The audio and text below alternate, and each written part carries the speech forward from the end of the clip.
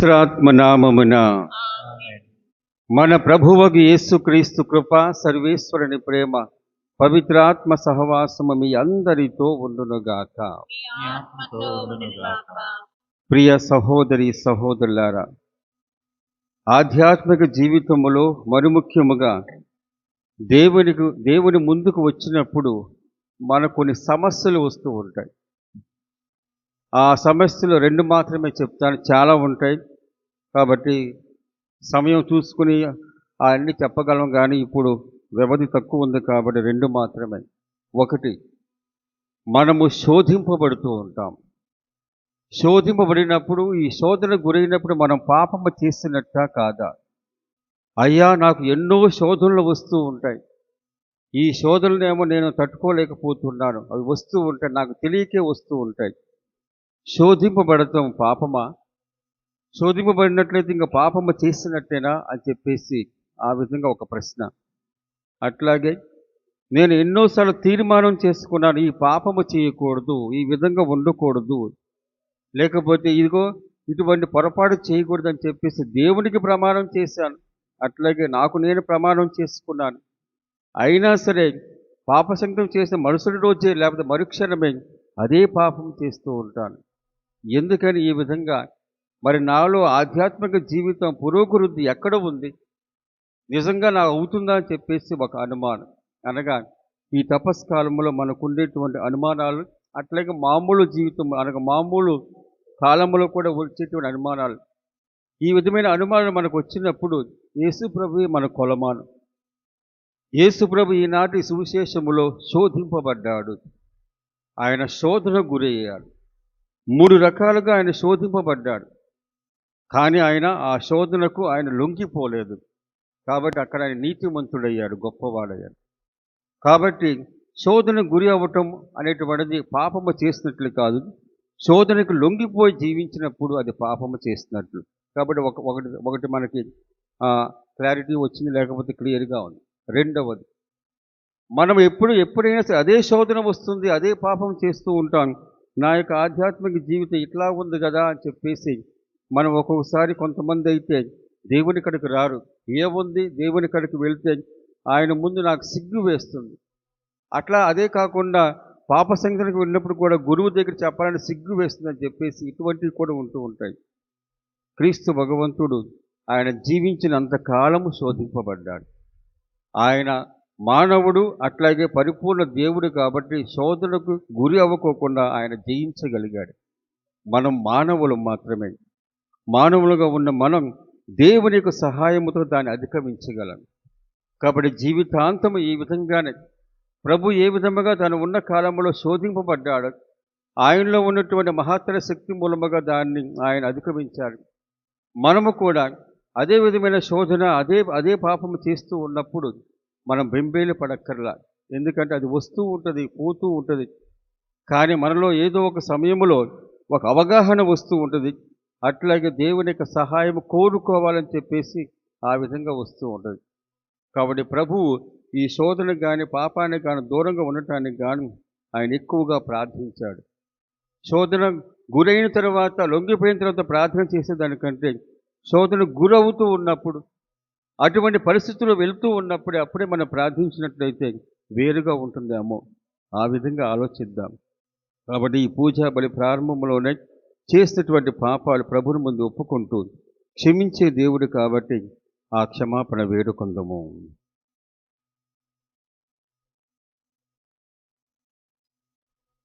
సర్వశక్తి గల ప్రభువైన ఓ సర్వేశ్వర, నీ ఆత్మ శరీరముల జీవమునకు మూలాధారము, మా ప్రార్థన ఆలకించి ఈ నీటిని ఆశీర్వదింపము. మా పాపక్షమకు, రోగ నివారణకు, పిశాచపు శక్తిని పారదోలుటకు, రక్షణదాయకమైన నీ శక్తిని పొందుటకు మేము ఈ నీటిని భక్తితో ఉపయోగించుచున్నాము. మా రక్షణార్థమై నీ దయానుగ్రహమున జీవజలం మా యందు నిత్యము ప్రవహింపచేయము. ఈ విధమున మేము నిర్మల హృదయముతో నిన్ను చేరి ఆత్మ శరీరముల అపాయము నుండి తప్పించుకొందుముగాక. మా ప్రభువైన క్రీస్తు ద్వారా ఈ మనవి చేయుచున్నాము. సర్వశక్తి గల ఓ సర్వేశ్వర, నీరు నిస్సారం పోగొట్టుటకు ఉప్పును నీటిలో కలుపుమని ఎలీషా ప్రవక్త ద్వారా ఆజ్ఞాపించితిరి. కావున ఓ ప్రభు, ఈ ఉప్పును దయతో ఆశీర్వదింపుము. ప్రభు, ఉప్పుతో కలిసిన ఈ నీటిని ప్రోక్షించిన స్థలములందెల్లా పిశాచపు తంత్రోపాయములు తొలగి పవిత్రాత్మ నివసిస్తూ మమ్మ కాపాడునగాక. మా ప్రభువైన క్రీస్తు ద్వారా ఈ మనవి చేయుచున్నాము.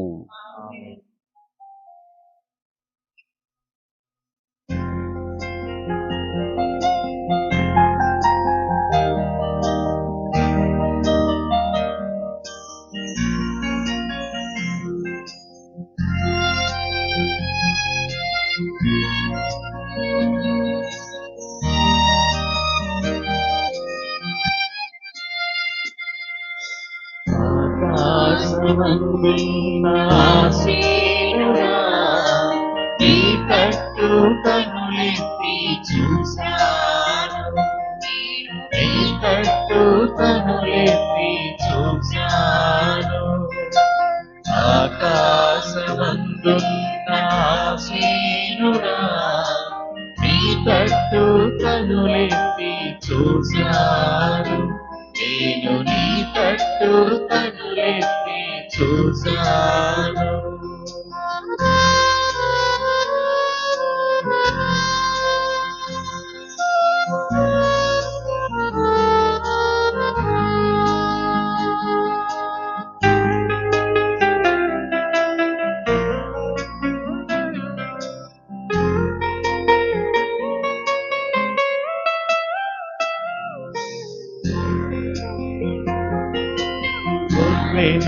నేను దారి తెలియక తిరుగుచున్నాను.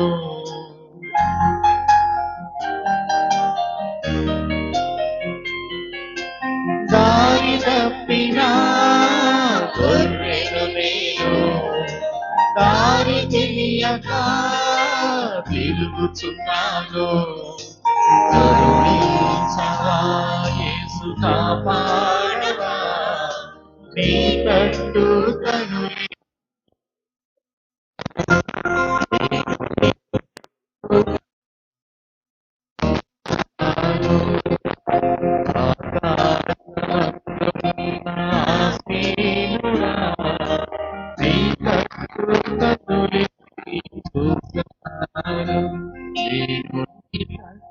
కనులెత్తి చూశాను.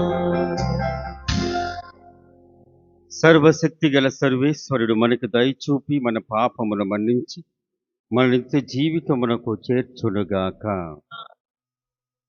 ప్రభువా దయచూపుము, క్రీస్తువా దయచూపుము, ప్రభువా ప్రార్థించుదము.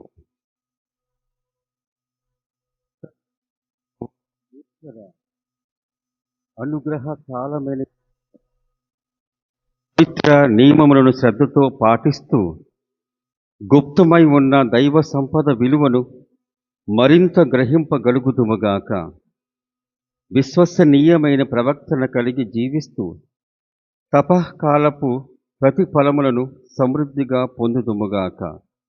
నీతోనూ పవిత్ర ఆత్మతోనూ కలిసి యుగయుగములు జీవించు పాలించు మా ప్రభువైన క్రీస్తు ద్వారా ఈ మనవి చేయుచున్నాము. ఆమేన్.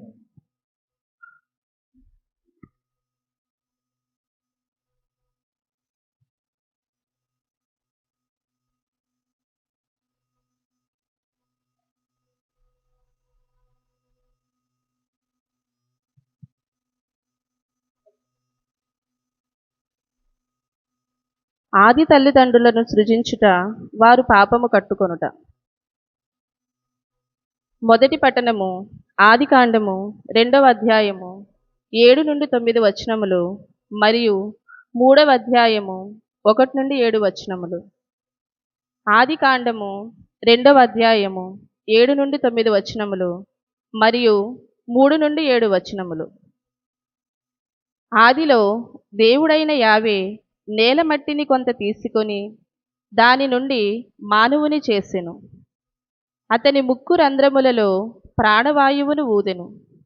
మానవుడు జీవము గలవాడయ్యెను. దేవుడైన యావే ఏదేనులో తూర్పుగా ఒక తోటను వేసెను. తాను సృజించిన నరుని దానిలో ఉంచెను. చూచుటకు ఇంపుగా నుండి తినుటకు తీయగా నుండి పండ్లనిచ్చు చెట్లన్నీ ఆ తోటలో పెరుగునట్లు చేసెను. తోట నడుమ ప్రాణమిచ్చు చెట్టు, మంచి చెడ్డల తెలివినిచ్చు చెట్టు ఉండెను. దేవుడైన యావే సృష్టించిన జంతువులన్నిటిలో జిత్తుల మారిది సర్పము. అది తోటలోనున్న ఏ చెట్టు పండును తినరాదని దేవుడు మీతో చెప్పెనట నిజమేనా అని స్త్రీని అడిగెను. దానికి స్త్రీ, తోట నడుమనున్న చెట్టు పండు తప్ప మిగిలిన ఏ చెట్టు పండ్లైనా మేము తినవచ్చును. ఆ చెట్టు పండును మాత్రము మేము తినకూడదు, తాకకూడదు. ఆ పని చేసినచో మేము చనిపోవుదుము అని జవాబు చెప్పెను. అంతట సర్పము, ఆ మాట నిజము కాదు, మీరు చావనే చావరు. ఆ చెట్టు పండు తిన్నప్పుడు మీకు కనువిప్పు కలుగునని మీరు మంచి చెడ్డలు తెలుసుకొని దేవుని వలె అగుదురని ఎరిగి ఆయన మీకట్లు చెప్పెను అని అనెను. స్త్రీకి ఆ చెట్టు కన్నులకు ఇంపుగా కనపడెను. దాని పండు తినుటకు రుచిగా ఉండునని తోచెను. ఆ పండు వలన తెలివితేటలు కలిగిన ఎంత బాగుండునో కదా అని ఆమె తలంచెను. ఇట్లనుకొని ఆమె ఆ చెట్టు పండ్లు కోసి తాను తిని భర్తకు ఇచ్చెను. అతడును తినెను. ఆ పండును తినిన వెంటనే వారికి కనువిప్పు కలిగినది. తాము బొండి మొలతో ఉన్నట్లు వారు తెలుసుకొనిరి. అంజూరపు టాకులు కుట్టి మొలకు కప్పుకొనిరి. ఇది ప్రభువాక్కు. ప్రత్యుత్తర గీతం. అందరూ, ఓ ప్రభు, మేము పాపము చేసితిమి, మాపై దయచూపుము. ప్రభు, నీ స్థిరమైన ప్రేమతో నన్ను కరుణింపుము. నీ అనంత కరుణతో నా పాపములను తుడిచివేయుము. నా దోషముల నుండి నన్ను పూర్తిగా కడిగివేయుము. నా పాపముల నుండి నన్ను శుద్ధి చేయుము. అందరూ, ఓ ప్రభు, మేము పాపము చేసితిమి, నా అపరాధములు నాకు తెలియను.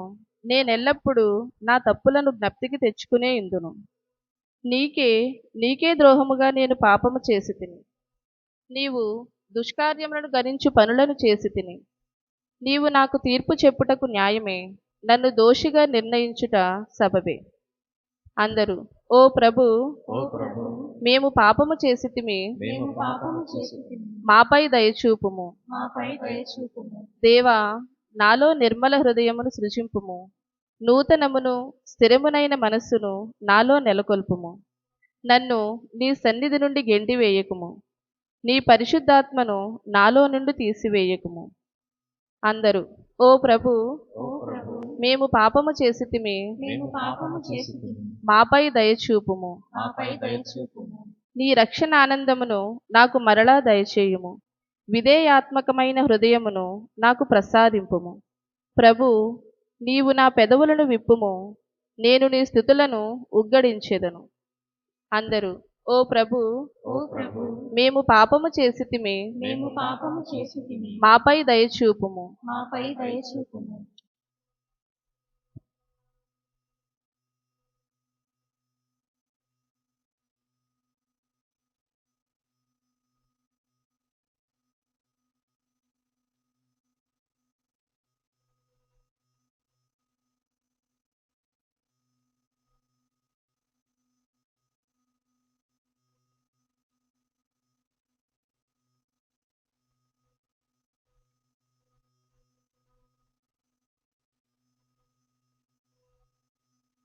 యేసుక్రీస్తు అను ఒక మానవుని అనుగ్రహం ద్వారా దేవుడు తన కృపావరమును ఎంతో మందికి వసగను.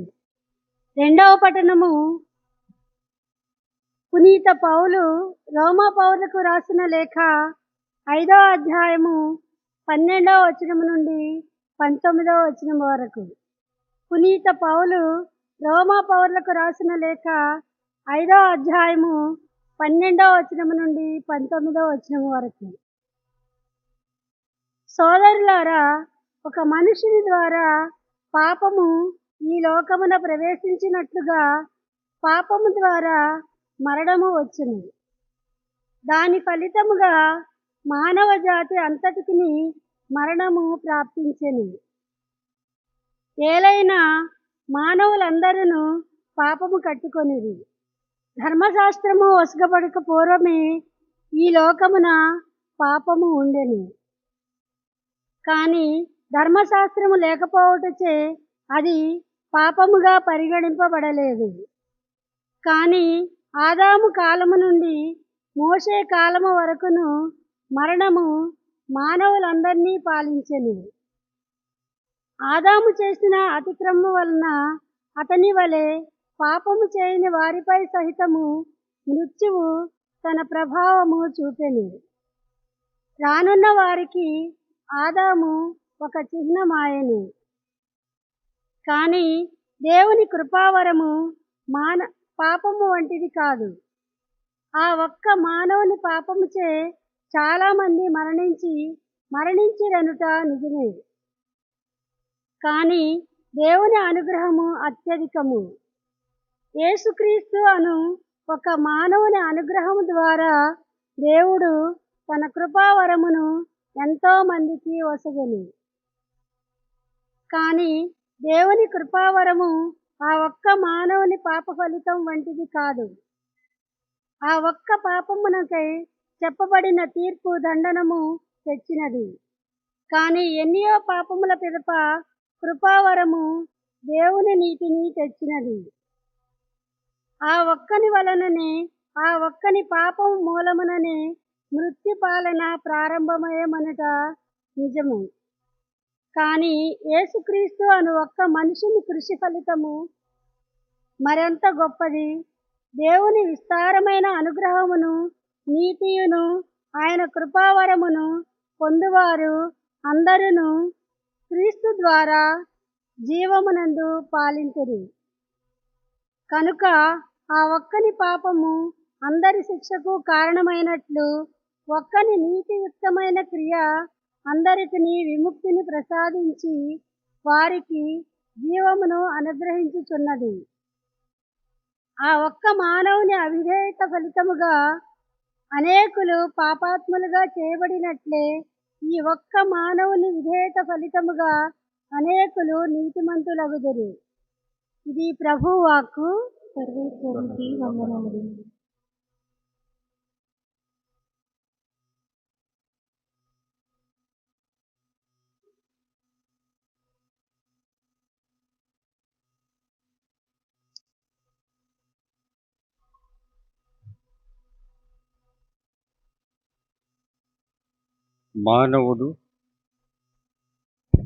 మానవుడు కేవలము రొట్టె వలనే జీవింపడు, కానీ దేవుని నోటి నుండి వచ్చు ప్రతి మాట వలన జీవించును.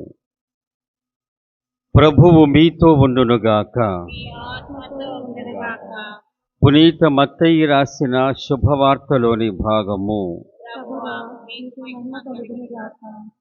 4వ అధ్యాయము. మత్తయి శుభవార్త 4వ అధ్యాయము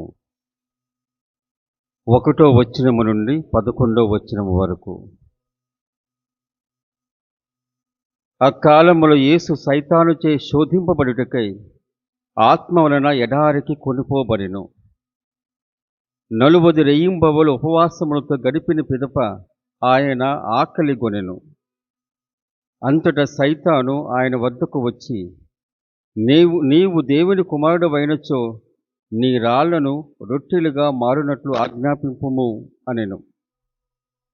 మానవుడు కేవలం రొట్టె వలనే జీవింపడు, కానీ దేవుని నోటి నుండి వచ్చు ప్రతి మాట వలన జీవించును అని వ్రాయబడి ఉన్నది అని యేసు ప్రత్యుత్తరం ఇచ్చెను. పిమ్మట సైతాను ఆయనను పరిశుద్ధ నగరములోని దేవాలయ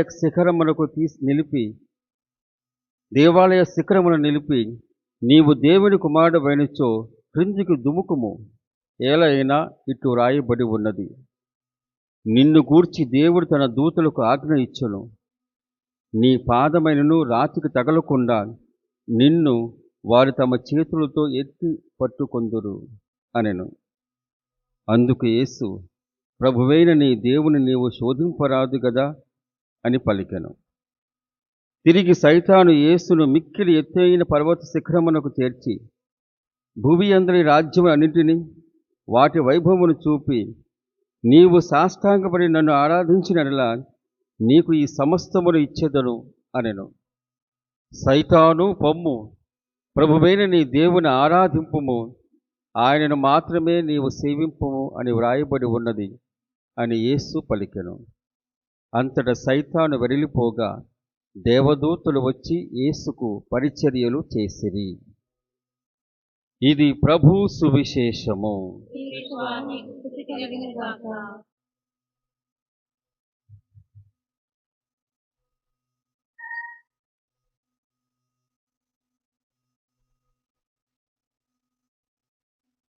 ప్రియ సహోదరి సహోదరులారా,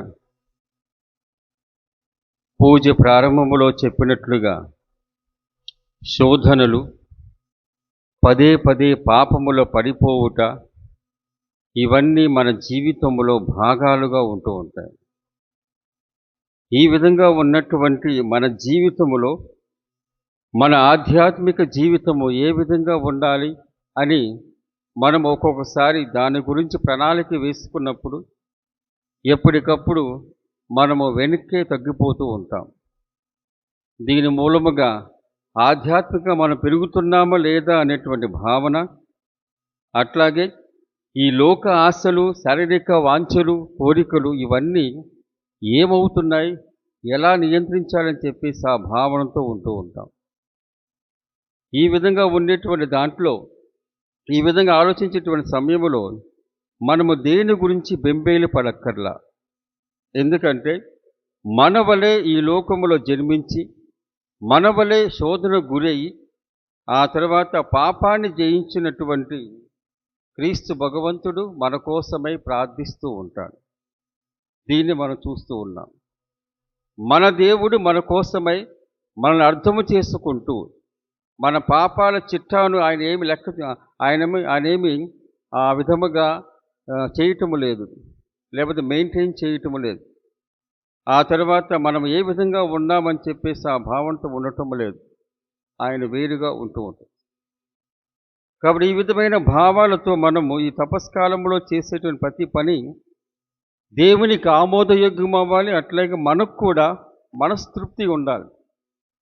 నేను కూడా ఉపవాసం ఉన్నా, ప్రార్థన చేసిన, తర్వాత పుణ్యక్రియలు చేసిన, ఒకసారి పైకి వెళ్ళిపోతూ ఉంటాం, అనగా ఎదుగుతూ ఉంటాం.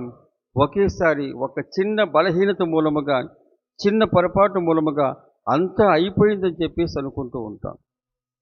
ఇవన్నీ జీవితంలో మామూలుగా ఉండేటువంటివి అని మాత్రం గ్రహించాలి. మరి ఒకటి, ఏదైనా నీవు ఇది చేయకూడదని చెప్పేసి నియంత్రించుకున్నావా, దాన్ని నీవు పట్టుకొని నా దగ్గర రా అని చెప్పేసి ఆ విధంగా అంటున్నావు. మనము దేన్ని అధిగమించలేం, సొంతంగా అధిగమించలేం. ఏ విధమైనటువంటి ఎంత ప్రయత్నం చేసినా మనం ఒంటరిగా మనం దేన్ని అధిగమించలేం. మరి ఆ విధంగా ఉన్నప్పుడు ఎలా అధిగమించాలి, ఏ విధంగా ఉండాలి, ఆ విధంగా ఉన్నప్పుడు కావలసినటువంటి శక్తిని మనం ఏ విధంగా పొందగలమని చెప్పేసి మనము ఆలోచన చేసుకోవాలి. ప్రియ సహోదరి సహోదరులారా, ఈనాటి 2వ పట్టణంలో పునీత పౌలు గారు అన్నటువంటి మాట, ఆయన రోమీలకు రాసిన లేఖ 5వ అధ్యాయము, 12వ వచనము, ఒక మనుష్యుని ద్వారా పాపము ఈ లోకమునకు ప్రవేశించినట్లుగా పాపము ద్వారా మరణము వచ్చెను. దాని ఫలితముగా మానవ జాతి అంతటికి మరణము ప్రాప్తించెను.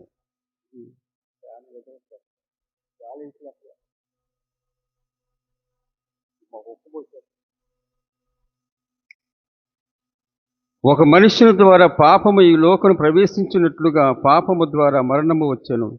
దాని ఫలితముగా మానవ జాతి అంతటికి మరణము ప్రాప్తించెను. ఒక మనుషుని ద్వారా మరణము ప్రాప్తించెను, ఒక మనుషుని ద్వారా పాపము వచ్చెను. పౌలు గారు దానికి విరుగుడుగా, ఇదిగో కానీ ఆదాము కాలము నుండి మోషే కాలము వరకు మరణమును మానవులందరినీ పరిపాలించను. ఆదాము చేసినటువంటి పాపం మూలముగా అందరికీ దాని ప్రభావం కలిగను. కానీ దేవుడు అట్లా ఉండిపోతాడా? అలా కాదు.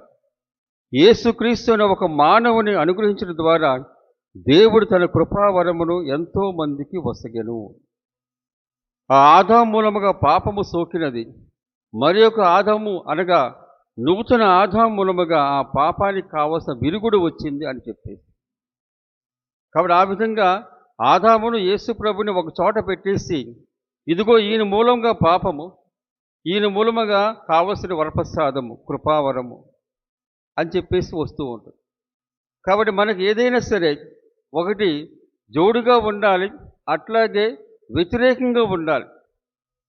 ఏదో ఒక మనకు ఒక బలహీనత కానీ, ఒక పాపము కానీ, పాప మనస్తత్వం ఉన్నప్పుడు దానికి విరుగుడు ఉంటుంది. దానికి విరుగుడు ఆదాము చేసినటువంటి పాపానికి విరుగుడు క్రీస్తు భగవంతుడు తీసుకొచ్చినటువంటి రక్షణ. ఆయన పాత ఆదాము అయితే ఈయన నూతన ఆదాముగా మనం చెప్పుకోవచ్చు. ఈ నూతన ఆదాము ఏం చేశాడు, పాత ఆదాము ఏం చేశాడంటే, ఇదిగో సృష్టి ప్రారంభంలో పాత ఆదాము అవిధేయత మూలముగా దేవుని వరప్రసాదాన్ని పోగొట్టుకున్నాడు, చేజార్చుకున్నాడు. కానీ రెండవ ఆదాము, నూతన ఆదాము విధేయత మూలముగా తండ్రి నీ చిత్తమే, తండ్రి నీవు లేకపోతే నేనేమి చేయలేనని చెప్పేసి ఆ భావనతో ఆయన ఆ విధంగా ఆయన విధేయత భావముతో పోయినటువంటి కృపావరము తీసుకురావటానికి చూస్తూ ఉంటాను. ఎందుకంటే పాపంలో ఉన్నటువంటి గమ్మత్తు ఎట్లా ఉంటుందంటే, ఈనాటి మొదటి పట్టణంలో చూస్తూ ఉంటాను. ఆదాము అవ్వలు దేవునికి ప్రతిరూపములో ఉన్నారు. దేవుని యొక్క ఊపిరి వారికి ఇవ్వబడింది కాబట్టి దేవునికి ఆశీస్సులు బాగా ఉన్నాయి. అటువంటి సమయంలో జిత్తులు మారైనటువంటి ఈయన ఎవరు సైతాను వస్తూ ఉన్నాడు చూడండి.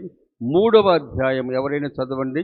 ఆదికాండము 3వ అధ్యాయం 1వ వచనము. దేవుడైన యావే సృష్టించిన జంతువులన్నింటినందు సర్పము జిత్తుల మారిది. అది తోటలో ఉన్న ఏ చెట్టు పండు తినరాదని దేవుడు మీతో చెప్పినట నిజమేనా అని చెప్పేశాను. చాలండి. ఎవరైనా కొంచెం. కాబట్టి మీరు తోటలో ఉన్న ఏ చెట్టు పండును తినరాదని దేవుడు మీతో చెప్పినట నిజమేనా అని చెప్పి. సైతాను లేకపోతే మనం శోధిస్తూ ఉన్నప్పుడు ఆయన ఏం చేస్తారంటే, మనం ఏ పరిస్థితిలో ఉన్నామో ఆ పరిస్థితినే చక్కగా ఆయన చాలా తేలిగ్గా తీసుకుని దాంట్లోనే శోధిస్తూ ఉంటారు. ఆదాము అవ్వకి ఈ చెట్టు పండు తినవద్దని చెప్పారు. ఈ చెట్టు పండు ఎందుకు తినకూడదని చెప్పేసి వాళ్ళు ఆలోచన చేస్తూ ఉంటే ఆ ఆలోచనకి కావలసినటువంటి మేతను ఇస్తూ ఉన్నారు చూడండి. ఇదిగో ఈ చెట్టు పండు తినవద్దని చెప్పాడట, నిజమేనా అని చెప్పేసి. నిజమేనా? ఇదిగో ఫలానా కుటుంబంలో ఉన్న కూతురు ఈ విధంగా వెళ్ళిపోయిందంటగా, నిజమేనా అని చెప్పేసి. నిజమేనా? ఉపకారులు లేకపోతే ఏదైనా సరే రూమర్స్ అంటాం చూడు, ఈ విధంగానే ఉంటూ ఉంటుంది. సైతాను చేసేటువంటి పనులు ఇలా జరిగిందంటగా, నిజమేనా? ఇక్కడ కూడా అంతేగా. ఇదిగో దేవుడు ఆ చెట్టు పండు తినవద్దు అన్నారంటగా, నిజమేనా అని చెప్పి. కాబట్టి మానవులు ఎప్పుడైతే నిజమేనా అని చెప్పేసి అన్నప్పుడు దేవుని శంకించేటువంటి ఒక ప్రయత్నం చేస్తూ ఉంది సైతాను. దేవుడు చెప్పినటువంటి మాట నిజమా కాదా అని చెప్పేసి అనుమానం తీసుకొచ్చే విధంగా ఉంది అక్కడ. నిజమేనా? కాబట్టి అప్పటి వరకు దేవుని యొక్క స్నేహంలో ఉన్నారు. దేవుడు అపారమైన శక్తి గలవాడు. ఆ విధంగా ఉన్నటువంటి ఆయనను ఈ విధముగా ఆయన యొక్క గొప్పతనాన్ని శంకించే విధముగా, నిజమేనా, ఇది నిజమేనా, ఈ విధంగా చెప్పేటట్టుగా నిజమేనా అని చెప్పేసి అంటాడు. ఆ స్త్రీ కానీ లేకపోతే ఇక్కడ స్త్రీ కానీ పురుషుడు కానీ అని చెప్పేసి ఆ భావన కాదు. తొలి మానవుడు ఇదిగో ఇది నిజమే తినవద్దన్నాడు. కాబట్టి వారికి కూడా అప్పటికే ప్రశ్నలు, ఎందుకు తినవద్దన్నారు, ఎందుకని తింటే ఏమవుతుందని చెప్పేసి ఆ ప్రశ్నలు వస్తూ ఉంటాయి ప్రతిరోజు. మరి మొత్తానికి వాళ్ళు వెళ్ళిపోయి దీన్ని ఒకసారి చూడటం, ఆ తర్వాత దాని చుట్టూ వెళ్ళటం, ఆ తర్వాత పండు నిగనిగలాడుతాం, లేకపోతే బాగున్నా సరే వాటి వంక చూస్తాం, ఇవన్నీ చేసి ఉంటారేమో. అందుకని సైతాన్ ఇవన్నీ చూసిన తర్వాత జిత్తులు మారి కాబట్టి ఏమవుతుంది, ఇది నిజమేనా? అప్పటికే మనసులో ఉంది, ఎందుకని తినకూడదు, దీంట్లో నిజం ఉందా లేదా అని చెప్పేసి, ఎందుకని తినకూడదని చెప్పారని చెప్పేసి ఆ భావన ఉంటూ ఉంది. కాబట్టి ఆ స్త్రీ కూడా అవును నిజమే అని చెప్పేసి అంటూ ఉన్నాడు. అవును నిజమే, ఇదిగో మిగిలిన ఏ చెట్టు పండైనా మేము తినవచ్చును, ఆ చెట్టు పండు మాత్రమే మేము తినరాదు, తాకరాదు.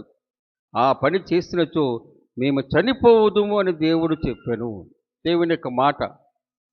కాబట్టి తూచా తప్పకుండా ఆ విధంగా అర్థం చేసుకొని ఆ తర్వాత దాన్ని చెబుతూ ఉంది. కాబట్టి సర్పము ఏదో ఒకటి చేయాలి కదా, అంతటి సర్పము ఏముందో చూడండి, 4వ వచనము. ఆ మాట నిజము కాదు, మీరు చావనే చావరు, ఆ చెట్టు పండు తిననప్పుడు అని చెప్పాడు. మీకు కనువిప్పు కలుగునని చెప్పాను. ఆ మాట నిజము కాదు. ఇది నిజమేనా? అవును నిజమే, కానీ ఆ మాట నిజము కాదు. అబద్ధాల కోరి సైతాను. ఈ లోకములో పెద్ద అబద్ధికుడు ఎవరంటే సైతానుయే. సైతాను. అబద్ధము చెబుతున్నామంటే అది సైతాను శోధనయే. ఇక్కడ అది నిజము కాదు, నీవు దేవుని కంటే శక్తివంతురాలు అవుతావని చెప్పేసి ఆ విధంగా చెప్పాడు. ఇదిగో మేము ఈ విధంగా తిరిగినప్పుడు మాకు కనువిప్పు కలుగును, మేము మంచి చెడులు తెలుసుకునేటువంటి ఆ ఆ క్రమానికి వెళతాం, దేవుని వల్ల అగుతాం అని చెప్పేసి ఆయన ఎరిగి మీరు ఇట్లు చెప్పాను. ఇదిగో అంటున్నారైనా, ఇదిగో మీరు తినప్పుడు, ఆ చెట్టు పండు తినప్పుడు మీకు కనువిప్పు కలుగును, మీరు మంచి చెడులు తెలుసుకొని దేవుని వలె అగుదురు అని ఎరిగి ఆయన ఆ విధంగా చెప్పాడు. ఆయనకి మీరు పోటీగా వెళ్తారని చెప్పేసి చెబుతూ ఉన్నాడు. అక్కడ క్రీస్తు అనగా అక్కడ ఉన్నటువంటి పరిస్థితి కూడా అదే. ఆయనతో సమానంగా ఉంటూ ఉన్నారు. దేవాది దేవుడు వారితో పాటు ఆ సంధ్యా సమయం లేకపోతే ఉదయకాలము ఆయన వారితో పాటు నడుస్తూ ఉంటారు. కాబట్టి దేవాది దేవుడు పక్కన నడుస్తూ ఉంటే ఆ దేవాది దేవుని కృపా సహాయము కానీ, ఆ పరిస్థితి కానీ, ఆయన ఉండేటువంటి విధానము కానీ అవన్నీ వారికి సమానంగా ఇవ్వబడింది, దేవునితో సమానముగా. ఈయన ఏమంటున్నాడు, ఆ చెట్టు పండు తిన్నప్పుడు కనువిప్పు కలుగుతుంది, మంచి చెడు తెలుసుకుంటాం, అప్పుడు దేవుని వలె అవుతామని చెప్పేసి ఆయన ఈ విధంగా చెప్పాడని చెప్పేసి అబద్ధం చెప్తుంది. అప్పటికే దేవుని వలె ఉన్నారు వాళ్ళు. దేవుని వలె ఉన్నారు కానీ దేవునితో సహవాసము చేస్తూ దేవునిపై ఆధారపడేటువంటి గుణముతో ఉన్నారు. ఈయనేమంటున్నాడు, మీరు ఆ విధంగా దేవుని వలె అవుతారు కాబట్టి, ఆయన ఎప్పుడు ఆయన ఆళ్ళ పాలన ఉండాలి కాబట్టి ఆ విధంగా చెప్పారని చెప్పేసి ఆవిడకి అబద్ధం చెప్పినప్పుడు, అవును మనము స్వతంత్రంగా ఉండవచ్చు కదా, ఆయన లేకుండా ఉండవచ్చు కదా, మనకు మంచి చెడుల యొక్క ఆ వివేకం వచ్చినప్పుడు మనం ఉండవచ్చు కదా అనే భావనతో ఆ విధంగా శోధిస్తూ ఉంది. ఆ విధంగా శోధించింది ప్రియ సహోదరి సహోదరులారా. దేవుడు ఈ విధంగా చెప్పిన అది అబద్ధం. అది అబద్ధం అనగా మనకున్న పరిస్థితుల్లోనే, అనగా చదువుకునేటువంటి బిడ్డలు చదువుతూ ఉన్నప్పుడు వాళ్ళు చదువుకోవాలి, పరీక్షకు సిద్ధం అవ్వాలి. అటువంటి సమయంలో ఇప్పుడు చదవాలా, ఇప్పుడు చదవాల్సిందేనా, పరీక్షలు ఇంకా చాలా రోజులు ఉన్నాయి కదా, అప్పుడు చదవచ్చు కదా. ఇదే శోధన, ఇదే శోధన. యువకులుగా ఉన్నప్పుడు వారికి కూడా శోధన. ఇదిగో మనకు ఉడుకు రక్తము, మనం ఏమన్నా చేయగలం, మనకు స్వేచ్ఛ ఉంది, ఏదైనా చేయగలం. కాబట్టి మనం కొంచెం ఇంకా వేరుగా ఆలోచన చేసేసి ఏదైనా చిన్న పొరపాటు తప్పు చేయటానికి ఆస్కారం ఉంటూ ఉంటుంది. ఎందుకంటే వారున్న పరిస్థితి ఆ విధంగా ఉంటూ ఉంటుంది. భార్యాభర్తలుగా జీవించేటువంటి వారు, ఇదిగో నా భర్తను లేకపోతే నా భార్యను మోసము చేయటానికి అవకాశం ఉండదు కదా, ఆమెకు విరుద్ధముగా ఆమెకు దూరంగా ఉండటానికి అవకాశం ఉంది కదా, ఆ విధంగా చేస్తే ఏమైందని చెప్పేసి ఒక ఆలోచన వచ్చినప్పుడు ఆ ఆలోచన పట్టుకుంటుంది ప్రియ సహోదరి సహోదరులు. బాధ్యతాయుతముగా ఉన్నటువంటి ఆ సమయంలో బాధ్యతారహితంగా ఉండటానికి గాను కావలసినటువంటి శోధన గురి చేస్తూ ఉండదు ఈ సైతాను. ఇంకా అట్లాగే ఏదైనా సరే, ఇక గురువులు కానీ కన్యాస్త్రీలు కానీ వారి యొక్క పరిస్థితిని బట్టి చక్కగా ఉపయోగించుకుంటాడు సైతాను. ఇక్కడ కూడా ఆదాము అవను బాగా ఉపయోగించుకున్నాడు. ఎందుకంటే అప్పటికే నలిగిపోతూ ఉంది. ఏంటి, ఎందుకు తినకూడదు, ఎందుకు చేయకూడదు, ఎందుకని ఆయన చెప్పేసి అది నలిగిపోతూ ఉంది, ఆలోచనలు నలిగిపోతూ ఉన్నాయి. అటువంటి సమయంలో దానిని ఆసరాగా తీసుకొని ఆమె ఆ విధంగా సైతాను ఆ విధంగా చేసింది. ఎప్పుడైతే తెలిసిందో దేవుడు చెప్పినటువంటి మాట నిజము కాదు, అది అబద్ధము. కాబట్టి ఆ అబద్ధం ఆ విధంగా ఉన్నప్పుడు ఎందుకు నమ్మాలి, ఎందుకు అది నిజమని చెప్పేసి నమ్మాలని చెప్పేసి అప్పుడు ఏం చేసింది చూడండి స్త్రీ. 6వ వచనము, స్త్రీ కన్నులకు ఆ చెట్టు ఇంపుగా కనపడెను,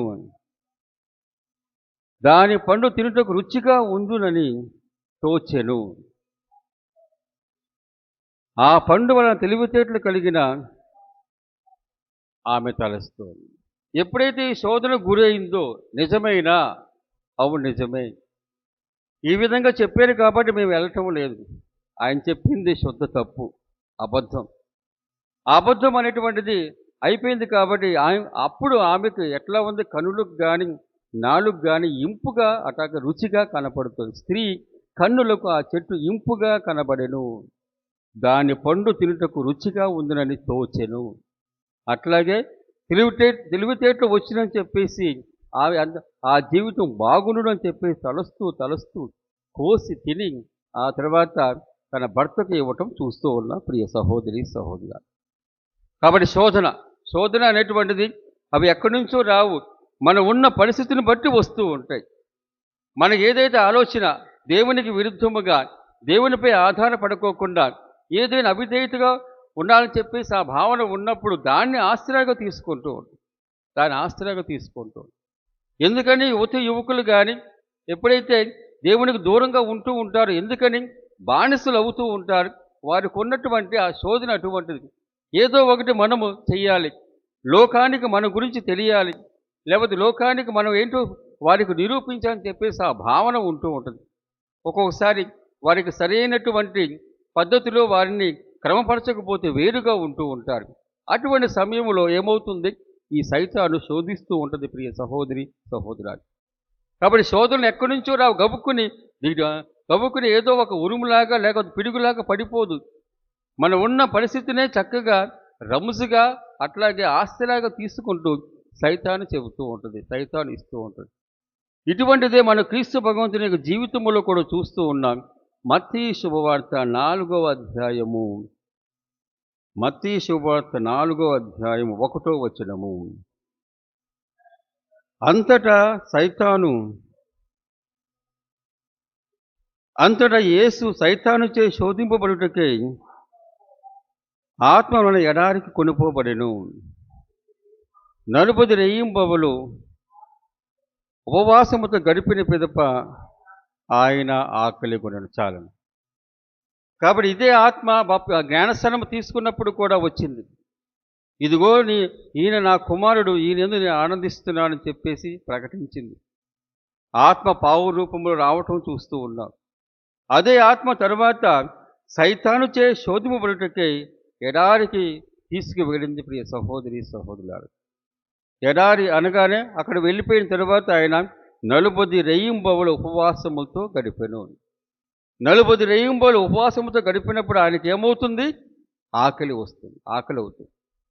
ఆ ఆకలి ఆసరాగా తీసుకున్నాడు ప్రియ సహోదరి సహోదరులారు. ఉన్న పరిస్థితియే. కాబట్టి శోధనకు గురవుతున్నాం. ఏంటి శోధన అని చెప్పేసి బెంబేలు పడుతున్నామే. అది ఒకేసారి రాదు, మన మీద అది హఠాత్తుగా రాదు.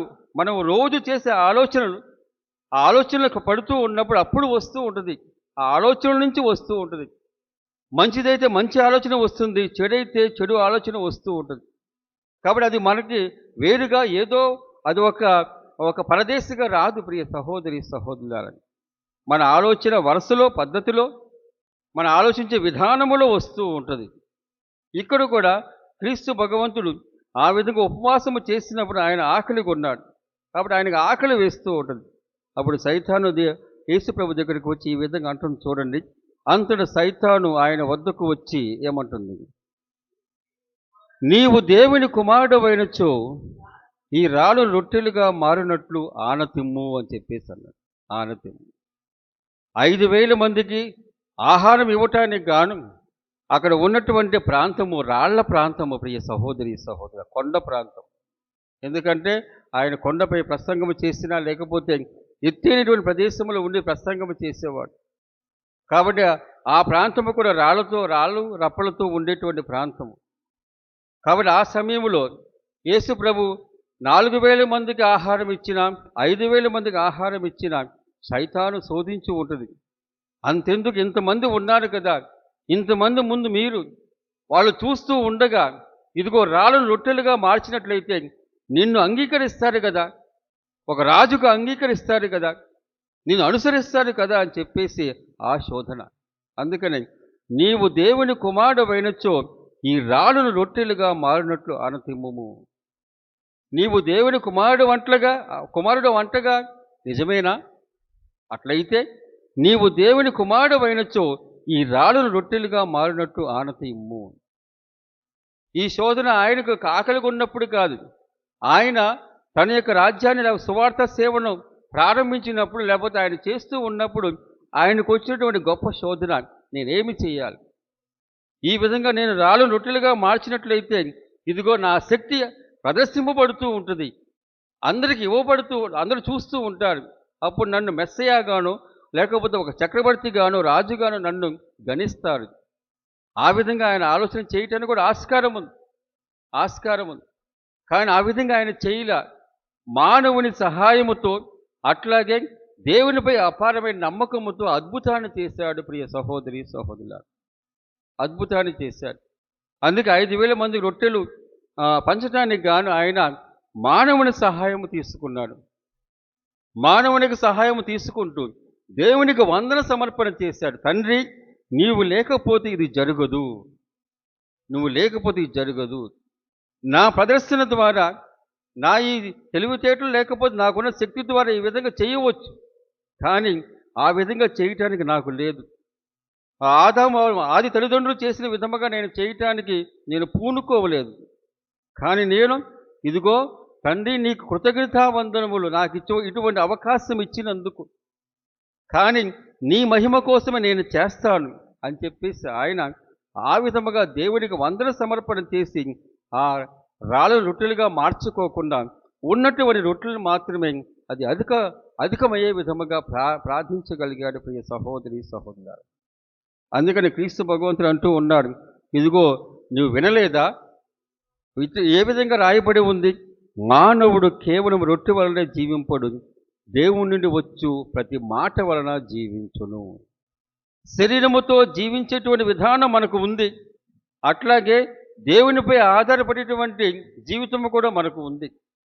ఈ శరీరముతో ఎంతమంది నాస్తికులు ఈ శరీరముతో కానీ తమ తెలివితేటలతో కానీ బాగా జీవిస్తున్నారు, చక్కగా జీవిస్తూ ఉన్నారు.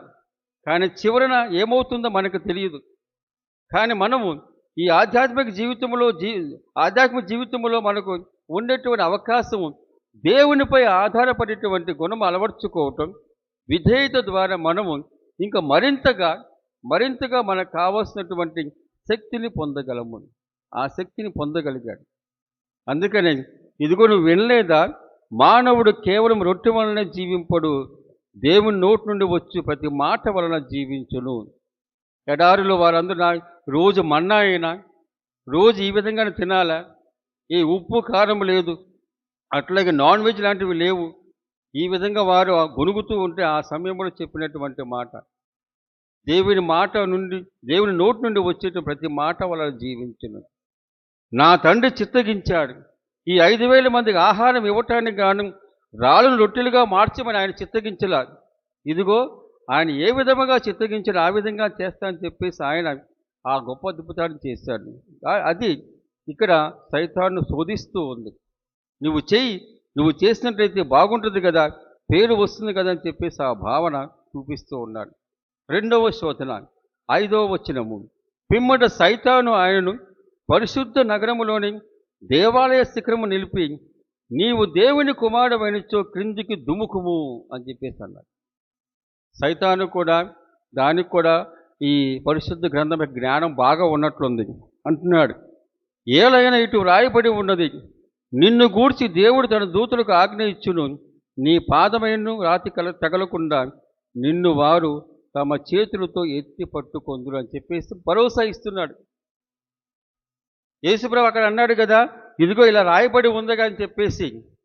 చాలా గ్రాస్పింగ్ పవర్ చాలా ఎక్కువ సైతానికి, తక్కువ పట్టేసుకుంటూ ఉంటాడు. అందుకనే ఎప్పుడైతే యేసుప్రభు ఇలా రాయబడి ఉంది, మానవుడు కేవలము రొట్టె వల్ల జీవింపడని చెప్పేసి చెప్పాడు కదా.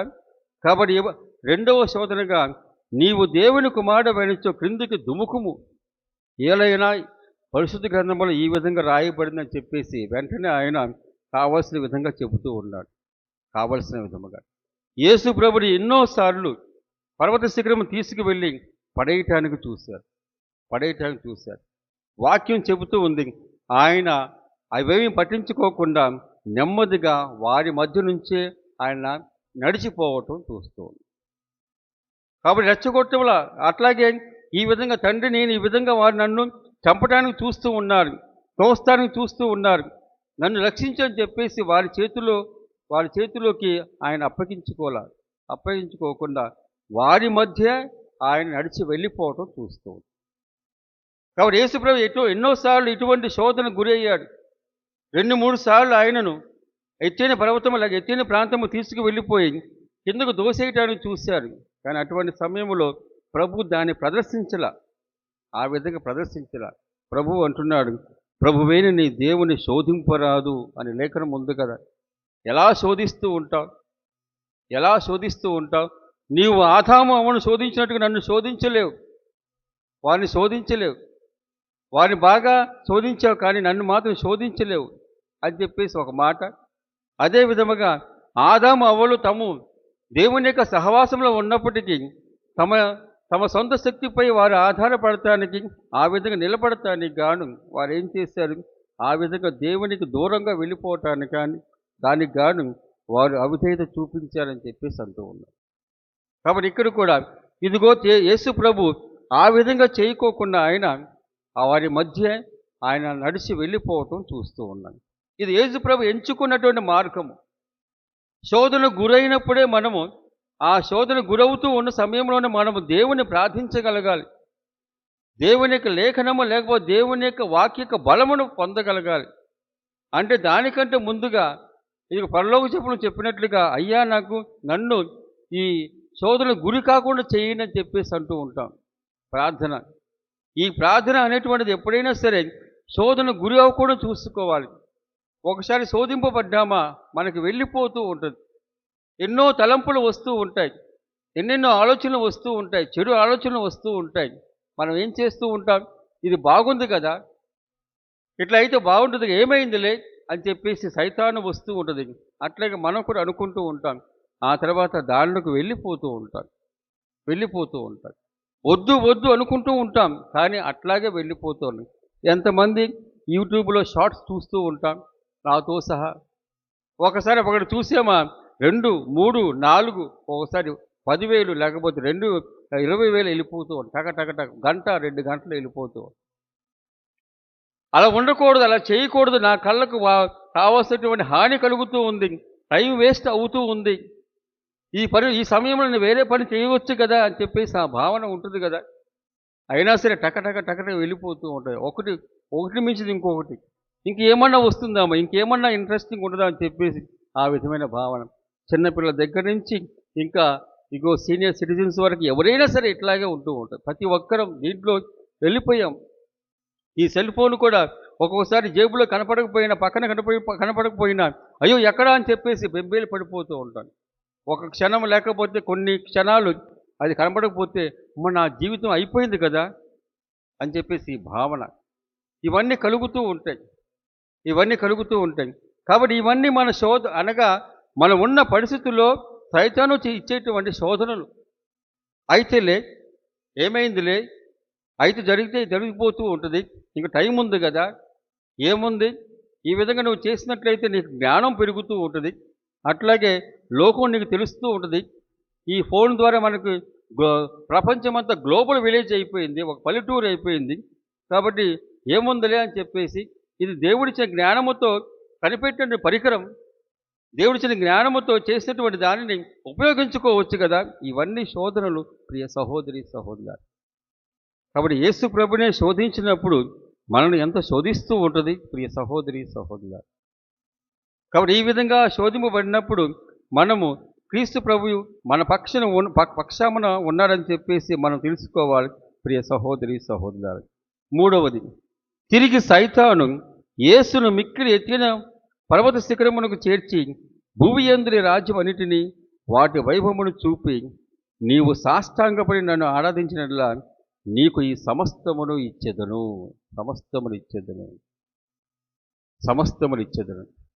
మనలో ఉన్నటువంటి, లేకపోతే మనలో కాదు, మానవుల్లో ఉన్నటువంటి ఒక గొప్ప శోధన ఏంటంటే దేవుడు సృష్టికర్త. మనం ఏమనుకుంటూ ఉంటాం, ఆయన సృష్టికర్త, నేను కూడా సృష్టికర్త, నేనే కనిపెట్టాను, నేనే చేశాను, నేను చేశాను కాబట్టి జరిగింది. మనల్ని మనం సృష్టికర్తలుగా చేసుకోవటం అది గొప్ప శోధన. అట్లాగే ఈ సైతాను కూడా ఇది అన్నిటిని సృజించిందా? సైతాను కాదుగా, దేవుడు సృజించాడు. తనకు కానటువంటి దానిని ప్రభువునకు ఇస్తానంటుంది.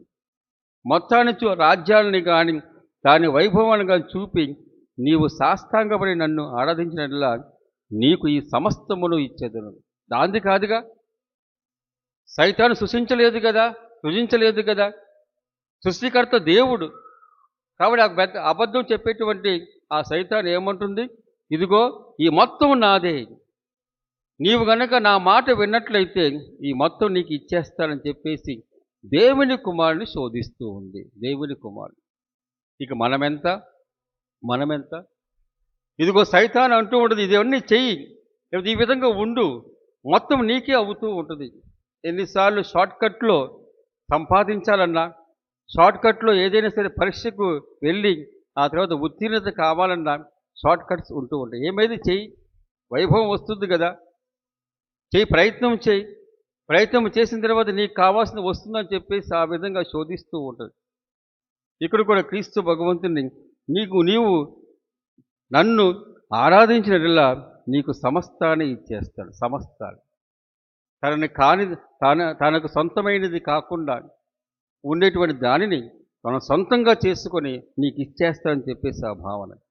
ఇహలోకములో మనకి ఏది సొంతము కాదు ప్రియ సహోదరి సహోదరులారా, దేవుని వరప్రసాదమే. మీకు అంతకుముందు చెప్పినట్లుగా ఒకసారి ముక్కు మూస్తే నోరుతో పీలుస్తారు. కాబట్టి ఒకసారి ముక్కు అట్లా నోరు మూసినప్పుడు ఏమవుతుంది, శ్వాస పోతూ ఉంటుంది, చనిపోతూ ఉంటుంది, అది సరిపోతూ ఉంటుంది. ఆ శ్వాస దేవుడు ఇచ్చాడు. ఈనాటి మొదటి పట్టణంలో దేవుడు ఆ మానవుని యొక్క ముక్కు రంధ్రములో తన శ్వాస ఊదాడు, ప్రాణము వచ్చాడు. ఇది దేవుని యొక్క శ్వాస. దేవుడు మనకు సృష్టికర్త అయినప్పుడు ఆయన మాట వినాలి. కానీ అబద్ధాలు చెప్పేటువంటి సైతాను మాట వింటూ ఉన్నప్పుడు మరి ఆధ్యాత్మిక జీవితం దిగజారదా? నాది కానీ మీది కానీ ఎవరిదైనా సరే.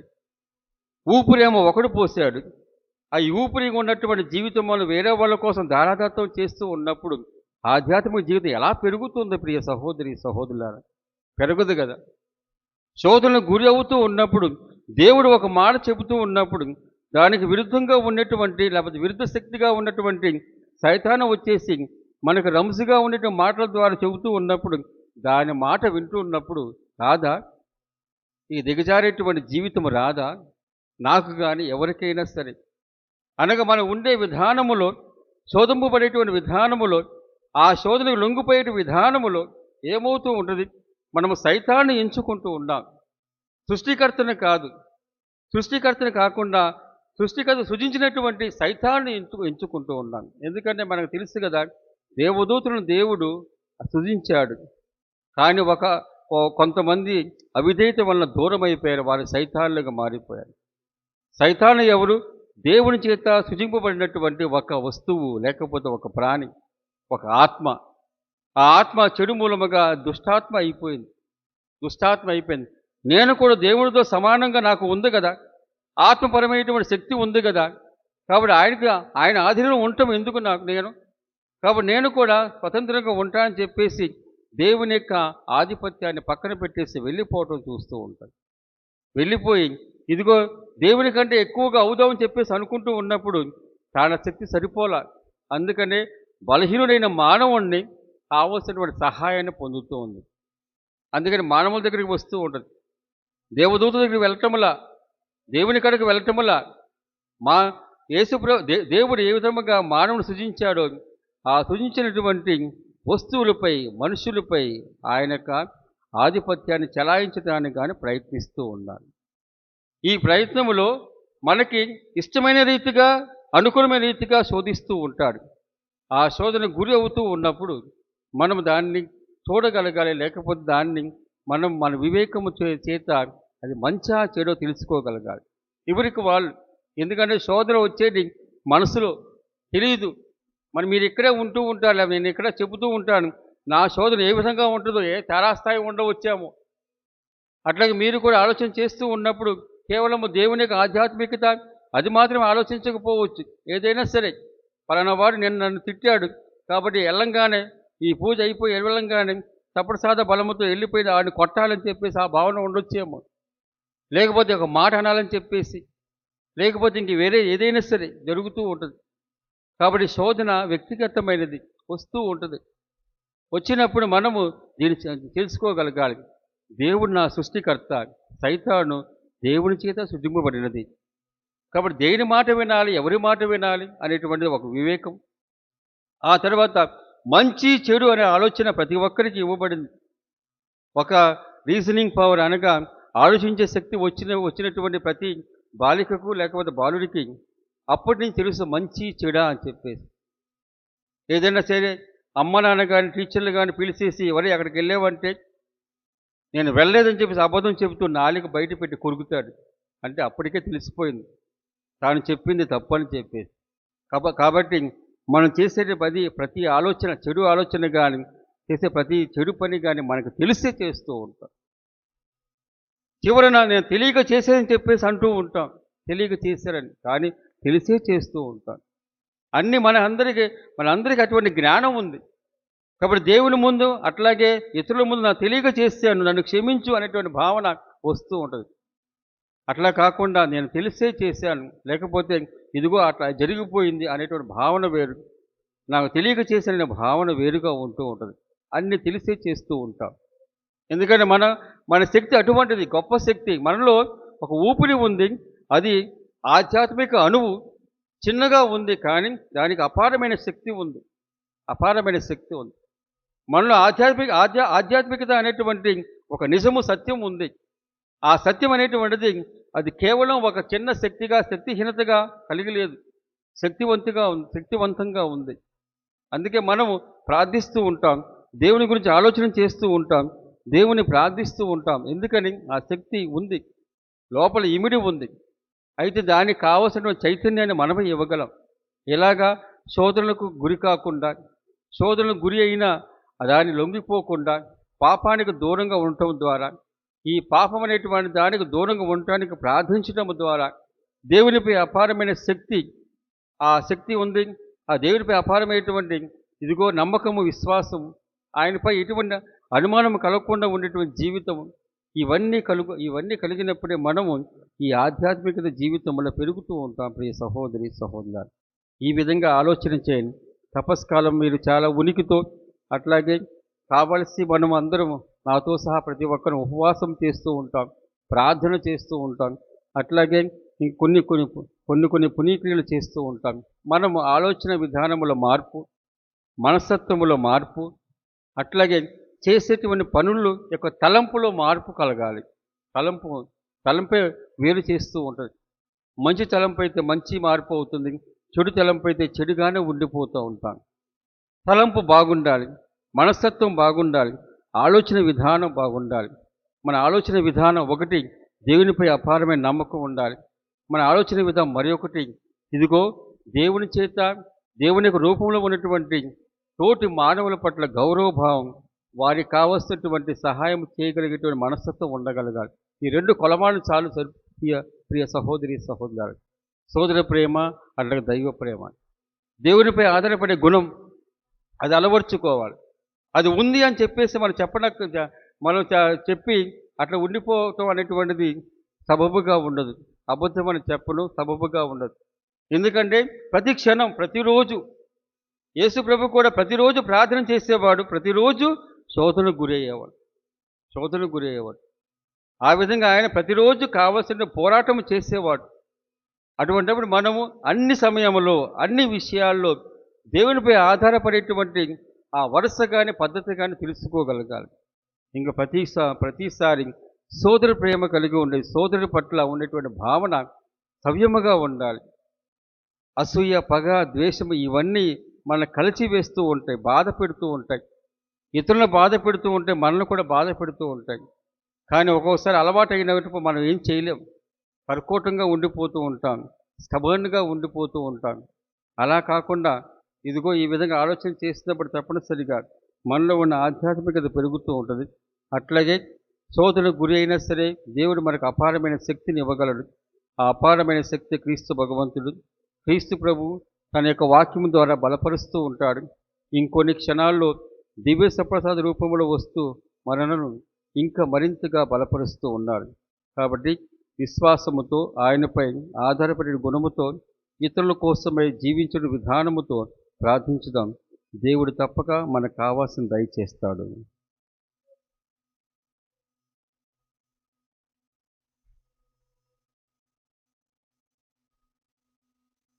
అందరము నిలబడి మన విశ్వాసాన్ని ప్రకటించుదాము. పరలోకమును భూలోకమును సృష్టించిన సర్వశక్తిగల సర్వేశ్వరుని విశ్వసించును. అతని యొక్క ఏకసుతుడు మన నాథుడైన యేసుక్రీస్తుని విశ్వసించును. ఇతడు పవిత్రాత్మ వలన గర్భమే కన్యమరియమును విడిచిపెట్టెను. పాటుపడి శిలువ మీద మోసపడబడి మరణం పొంది సమాధిలో ఉంచబడి పాతాళముకు దిగి మూడవ నాడు చనిపోయిన వారిని లేచెను. పరలోకమునకు ఎక్కి సర్వశక్తిగల పిత అయిన సర్వేశ్వరుని కుడి ప్రక్కన కూర్చుని ఉన్నాడు. అక్కడ నుండి జీవించే వాళ్ళకును చనిపోయిన వాళ్ళకును తీర్పు చేయటకు వచ్చెను. పవిత్రాత్మను విశ్వసించున్నాను. పరిశుద్ధ కథోలిక సభను, పునీతుల సమర ప్రయోజనము విశ్వసించున్నాను. పాపముల మన్నింపును విశ్వసించున్నాను. శరీరం యొక్క ఉత్థానమును విశ్వసించున్నాను. నిత్య జీవమును విశ్వసించున్నాను. స్వామి ఆమేన్. ప్రియ సహోదరి సహోదరులారా, మనకు కావలసిన అవసరములను అట్లాగే మన జీవితంలో కావలసిన ఆధ్యాత్మిక బలమును ఈ విశ్వాస ప్రార్థన రూపములో ప్రభుని ప్రార్థించుదాము. మన జగద్గురు అయిన లియో పాప గారి కోసమై, మన పీఠాధిపతులు, ఇతర పీఠాధిపతులు, గురువులు, కన్యాస్త్రీల కోసమై ప్రార్థిద్దాం. వీరి తమ యొక్క సువార్త సేవలో త్యాగపూరితమైనటువంటి జీవితము జీవించే సమయంలో దైవ ప్రేమ, మానవ ప్రేమ అనేటువంటి గొప్ప అంశాలను తమ జీవితంలో అన్వయింపచేసుకుంటూ ఇతరులకు ప్రకటించే విధముగా వారికి బలాన్ని దయచేయమని, ఓ ప్రభువా మేము చెయ్యి ప్రార్థన ఆలకింపుము. మన దేశ రాష్ట్ర నాయకుల కోసమై ప్రార్థిద్దాం. ప్రజా శ్రేయస్సు కోసం వారు పరిపాలించేటువంటి విధానాన్ని అవలంబిస్తూ ఇతరులకు సహాయం చేస్తూ వారు వేసే ప్రణాళికలు అందరికీ శ్రేయస్కరమైన ప్రణాళికలు వేస్తూ అందరికీ కావలసినటువంటి వసతులు కల్పింపచేసి అందరినీ సరిసమానముగా అట్లాగే సరైన విధముగా పరిపాలించినట్లుగా బలమును దయచేయమని, ఓ సర్వేశ్వర మేము చెయ్యి ప్రార్థన ఆలకింపుము. మన విచారణ కోసమై ప్రార్థిద్దాం. మన విచారణలో ఉన్నటువంటి విశ్వాసులందరూ, కుటుంబ సభ్యులందరూ, ఇతర సంఘాల్లో ఉన్నటువంటి కుటుంబ సభ్యులందరూ దేవునికి ఆలనాపాలన ఉంటూ తమ విశ్వాసాన్ని ప్రకటించుకుంటూ విశ్వాస తగ్గ జీవితం జీవిస్తూ మరుముఖ్యముగా తపస్కాలములో వారు చేసేటువంటి పుణ్యక్రియలు, త్యాగక్రియలు, ఉపవాస ప్రార్థనలు దేవునికి ఆమోదయోగ్యంగా ఉంటూ వారి కుటుంబానికి కావలసిన అనుగ్రహములు పొందినట్లుగా దేవుడు దీవించాలని, ఓ సర్వేశ్వర మేము చెయ్యి ప్రార్థన ఆలకింపుము. నిర్భాగ్యుల కోసమై, పేదరికములో అలమటించేటువంటి వారి కోసమై ప్రార్థిద్దాం. అటువంటి వారు మనందరి యొక్క త్యాగం మూలముగా, మన మంచి మనసు మూలముగా వారికి కావలసినటువంటి అవసరము తీరునట్లుగాను, అట్లాగే మనము కూడా వారి కోసమై ఈ విధమైన త్యాగము చేయటానికి గాను పూనుకునే విధముగా మంచి హృదయము దయచేస్తూ మన మూలముగా వారు కూడా కావలసినటువంటి సహాయం పొందినట్లుగా దేవుని యొక్క శక్తిని కోరుకుంటూ, ఓ సర్వేశ్వర మేము చేయి ప్రార్థన ఆలకింపుము. ఓ సర్వేశ్వరా, మేము చేయి ప్రార్థన ఆలకింపుము.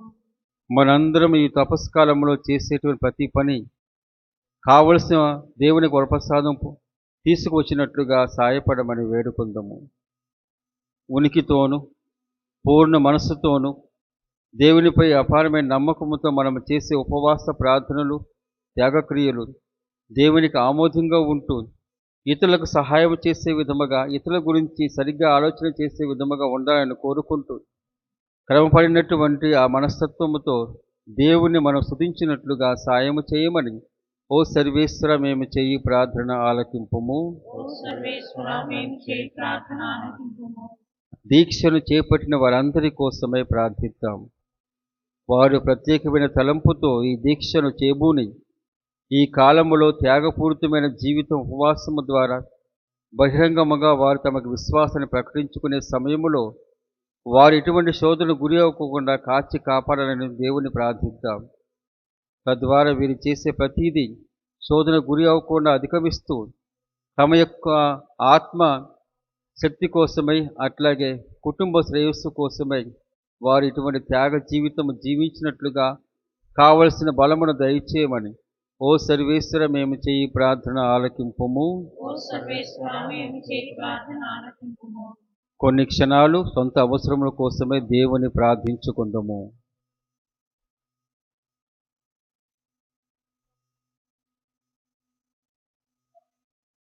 సర్వశక్తి గల ఓ సర్వేశ్వర, మేము విన్నవించిన విన్నపాలు, మనస్సులో ఉన్న కోరికలు మీకు సమర్పిస్తూ మీ చిత్తానుకూలముగా మాకు దయచేయమని మా ప్రభువైన క్రీస్తు ద్వారా మనవి చేయుచున్నాము. ఆమేన్.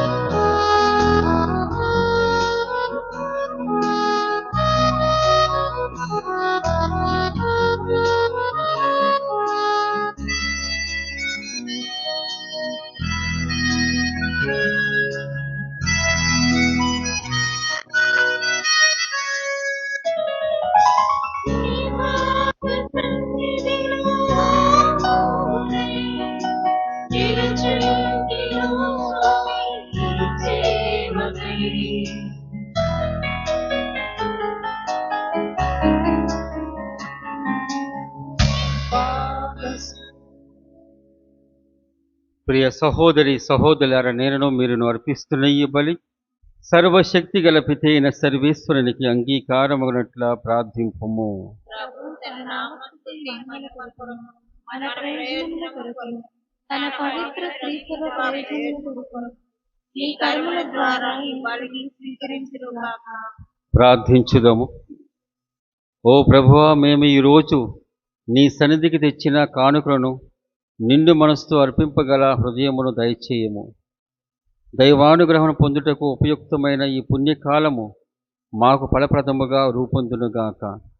మా ప్రభువైన క్రీస్తు ద్వారా ఈ మనవి చేయుచున్నాము.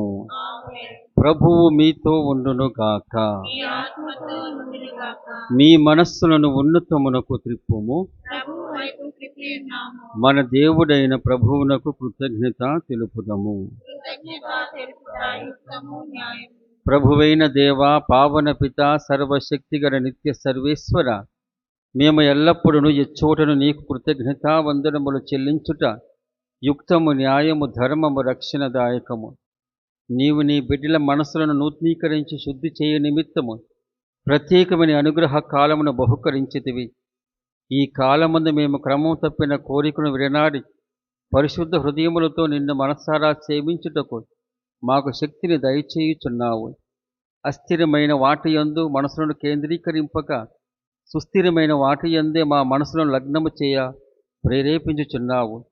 కావున సకల పునీతులతో దూతలతో నిరతము మేము నీ స్తుతిగానము చేయుట ఎట్లనగా, దళాధిపతి అయిన సర్వేశ్వరుడు, పవిత్రుడు పవిత్రుడు పవిత్రుడు, పరలోకమును భూలోకమును ఈ మహిమతో నిండినవి. మహోన్నతమున హోసన్న. ప్రభు నామమున వేంచే వారు ధన్యులు. తమున హోసన్న.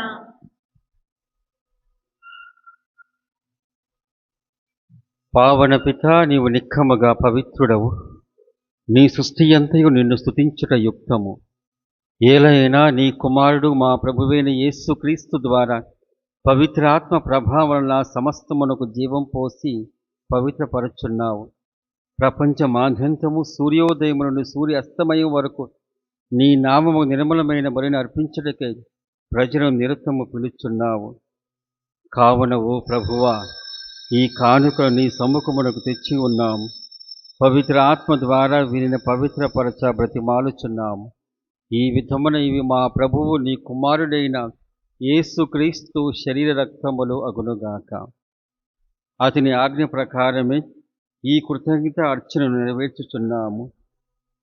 అతడు అప్పగింపబడిన రాత్రి అప్పమును అందుకొని నీకు కృతజ్ఞతా వందనములు చెప్పి స్తుతించి త్రుంచి శిష్యులకిచ్చుచు ఇట్లు అనెను, మీరందరూ దీనిని తీసుకొని భుజింపుము.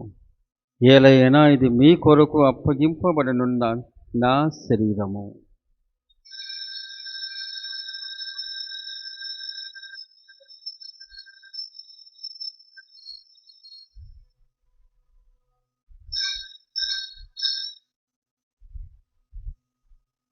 ఆ విధముననే భోజనానంతరము పాత్రమునందుకొని మరల నీకు కృతజ్ఞత వందనములు చెప్పి స్తుతించి శిష్యులకిచ్చుచు ఇట్లు అనెను, మీరందరూ దీనిని తీసుకుని దీని నుండి పానము చెయ్యము.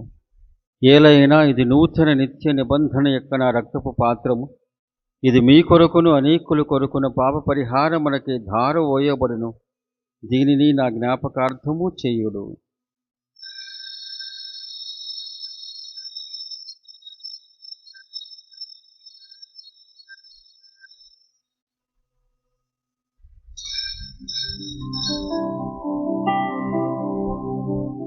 ఇది విశ్వాస రహస్యము.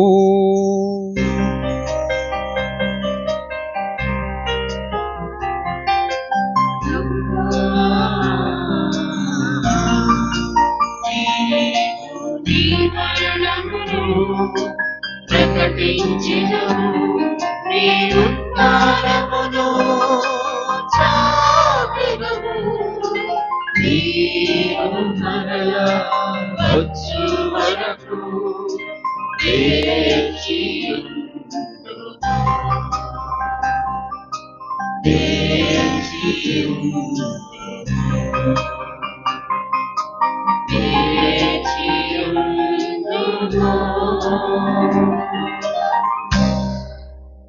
కనుక తండ్రి, నీ కుమార రక్షణాయుతమగు శ్రమలను, అద్భుతమైన ఉత్థానమును, మోక్షారోహణమును స్మరిస్తూ అతడు మరల వేయించిన ఎదురుచూచి మేము ఈ పవిత్ర జీవనములని కృతజ్ఞతతో నీకు అర్పించున్నాము. నీ పవిత్ర శ్రీసేవక కానుకను ప్రీతితో వీక్షింప బ్రతిమాలుచున్నాము. తన మరణము ద్వారా మమ్ము నీతో సఖ్యపరిచిన నీ కుమారుని బలిని స్వీకరింపము. మేము అతని శరీర రక్తములతో పోషింపబడి పవిత్ర ఆత్మతో నింపబడి అతని యందు ఏక శరీరము ఏక మనస్సు కలిగి ఉన్నట్లా దయచూపము. అతడు మమ్ము నీకు నిత్యార్పణముగా రూపొందించునగాక. నీవు ఎన్నుకున్న పుణ్యాత్మలతోను ముఖ్యముగా పవిత్ర కన్యయు దేవమాత అయిన మరియమాతతోను నీ అపోస్తులతోను వేదసాక్షులతోను సకల పునీతులతో పాటు మమ్మును మోక్ష భాగ్యమునకు వారసులను చేయము. ఏలైన వీరి విజ్ఞాపన ప్రార్థనల నిరవధిక సహాయంపై మేము ఆధారపడి ఉన్నాము. ఓ ప్రభువా, మమ్ము నీతో సఖ్యపరిచి బలి లోకమంతుడికి శాంతిని శ్రేయస్సును ప్రసాదించినట్టు బ్రతిమాలుచున్నాము. ఈ లోకమును యాత్ర చేయు నీ స్త్రీ సభను, నీ సేవకుడు మా లియో జగద్గురువును, మా జోసఫ్ రాజ్య పీఠాధిపతిని, తదితర పీఠాధిపతులను, గురువులందరినీ, నీవు సంపాదించుకున్న ప్రజలందరినీ విశ్వాసమందును ప్రేమయందును దృఢపరపుము. నీ చిత్త ప్రకారము నీ సముఖమున కూడి ఉన్న ఈ మీ బిడ్డలందరి మనవులను ఆలకింపుము. దయగల తండ్రి, నలుదశలా చదివి ఉన్న నీ బిడ్డలందరినీ కనికరించి నీతో ఐక్యపరచుకొనము. చనిపోయిన మా సహోదరి సహోదరులను నీ ప్రేమయందు ఈ లోకమును విరిగిన వారందరిని దయతో నీ రాజ్యములో చేర్చుకొనము. మేమును అచ్చట చేరి నీ మహిమను వీక్షిస్తూ నిత్యానందము పొందుదుముగాక. మా ప్రభువైన క్రీస్తు ద్వారా మనవి చేయుచున్నాము. అతని ద్వారా నీవు సకల వినులను లోకమునకు దయచేయుచున్నావు. క్రీస్తు ద్వారా, క్రీస్తుతో, క్రీస్తునందు సర్వశక్తి గల పిత అయిన సర్వేశ్వరా, పవిత్రాత్మతో ఏకమయుండు నీకు యుగ యుగములు గౌరవ మహిమలు కలుగునుగాక. గౌరవ మహిమలు కలుగునుగాక.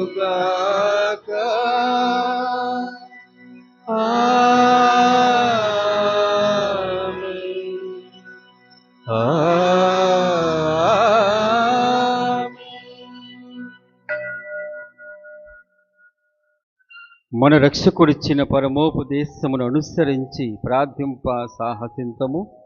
పరలోక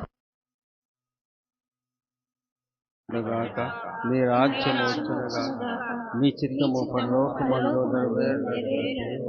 భూలోకమందు నెరవేరునుగాక. నానాటికి కావలసిన మా అన్నము మాకు నేటికి అనుగ్రహించు. మా యొక్క అప్పుబడిన వారిని మేము మన్నించినట్లు మా అప్పులను మీరు మన్నింపుము. మమ్ము శోధనయందు ప్రవేశింపనివ్వక కీడుల నుండి మమ్ము రక్షింపుము. ప్రభువా, అన్ని కీడుల నుండి మమ్ము రక్షింపుము. మా ఈ రోజుల్లో మాకు శాంతిని ప్రసాదింపుము. నీ దయానుగ్రహమున నా పాపము నుండి మమ్ము విముక్తులను చేసి అన్ని కలతల నుండి సర్వదా కాపాడుము. మేము మోక్షానందమును మా రక్షకుడైన యేసుక్రీస్తు ఆగమమును నిరీక్షించుచుందము.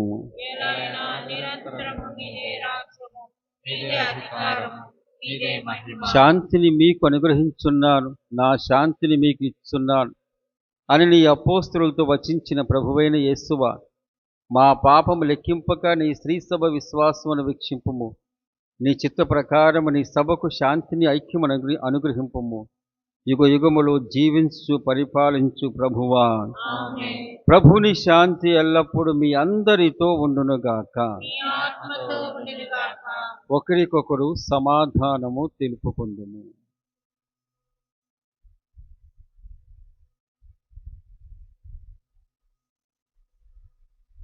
సర్వేశ్వరుని గొర్రెపిల్ల, లోక పాపములను పరిహరించు ప్రభువా, మాకు దయచూపుము.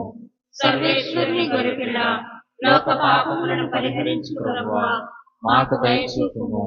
సర్వేశ్వరుని గొర్రెపిల్ల, లోక పాపములను పరిహరించు ప్రభువా, మాకు శాంతిని దయచేయుము. ఇదిగో సర్వేశ్వరుని గొర్రెపిల్ల, ఇదిగో లోక పాపమును పరిహరించు ప్రభువు. ఈ గొర్రెపిల్ల విందుకు పిలువబడిన వారు ధన్యులు.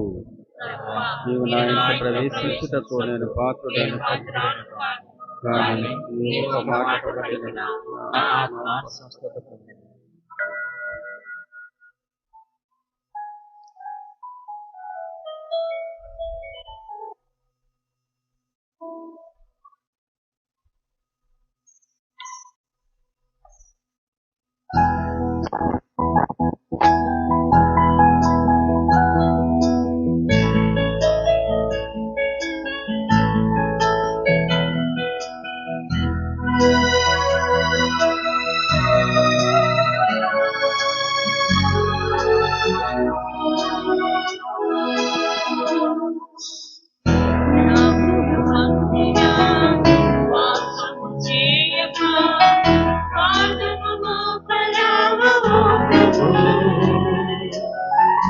జీవితమంతా నీ సన్నిధి నాలో నిలువరము నా ప్రభు. నా గృహమందున వాసము చేయగా పాదము మోపరావో ప్రభు.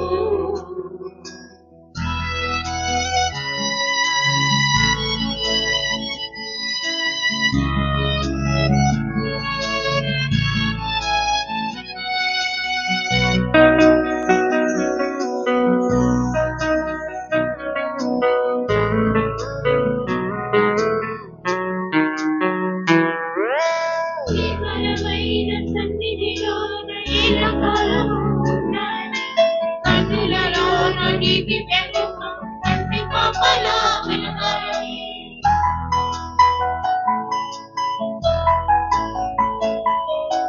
నిర్మలమైన సన్నిధిలోన ఎల్లకాలము ఉండాలి. కన్నులలోన నీతి వెలుగు కంటి పాపలా వెలగాలి. అంతసమంతురా అదృష్టముగా కొలువైయున్న నాదు దైవమా. అంతసమంతురా అదృష్టముగా కొలువైయున్న నాదు దైవమా. జీవితమంతా నీ సన్నిధిని నాలో నిలువరము నా ప్రభు. నా హృదయమందున వాసము చేయగా పాదము మోపరావో ప్రభు.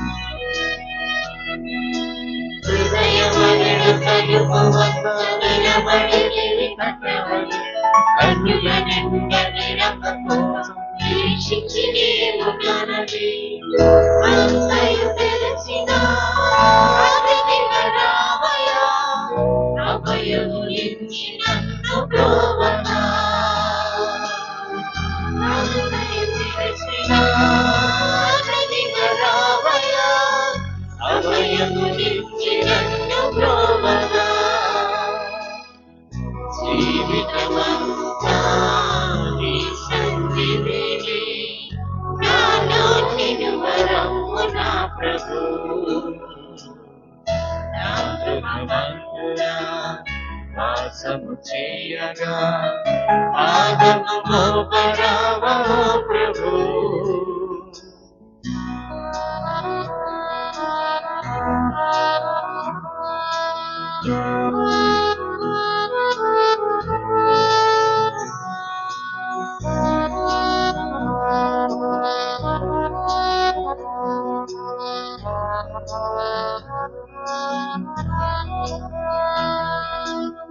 నిర్మలమైన సన్నిధిలోన ఎల్లకాలము ఉండాలని కన్నులలోన నీ దివ్య రూపం కంటి పాపలా వెలగాలని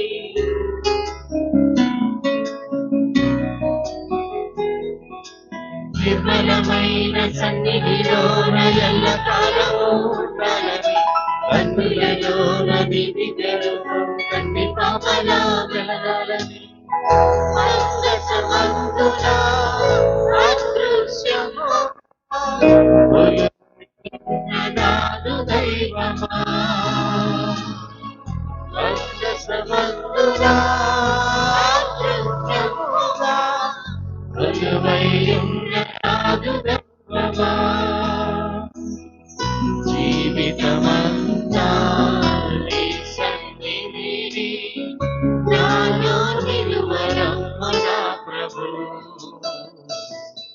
నా గృహమందునా వాసము చెయ్యగా పాదము మోపరావో ప్రభు జీవితమంతా నీ సన్నిధిని నాలో నిలువరమ్మ నా ప్రభు వాసం చేయగా పాదము మోపరావో ప్రభు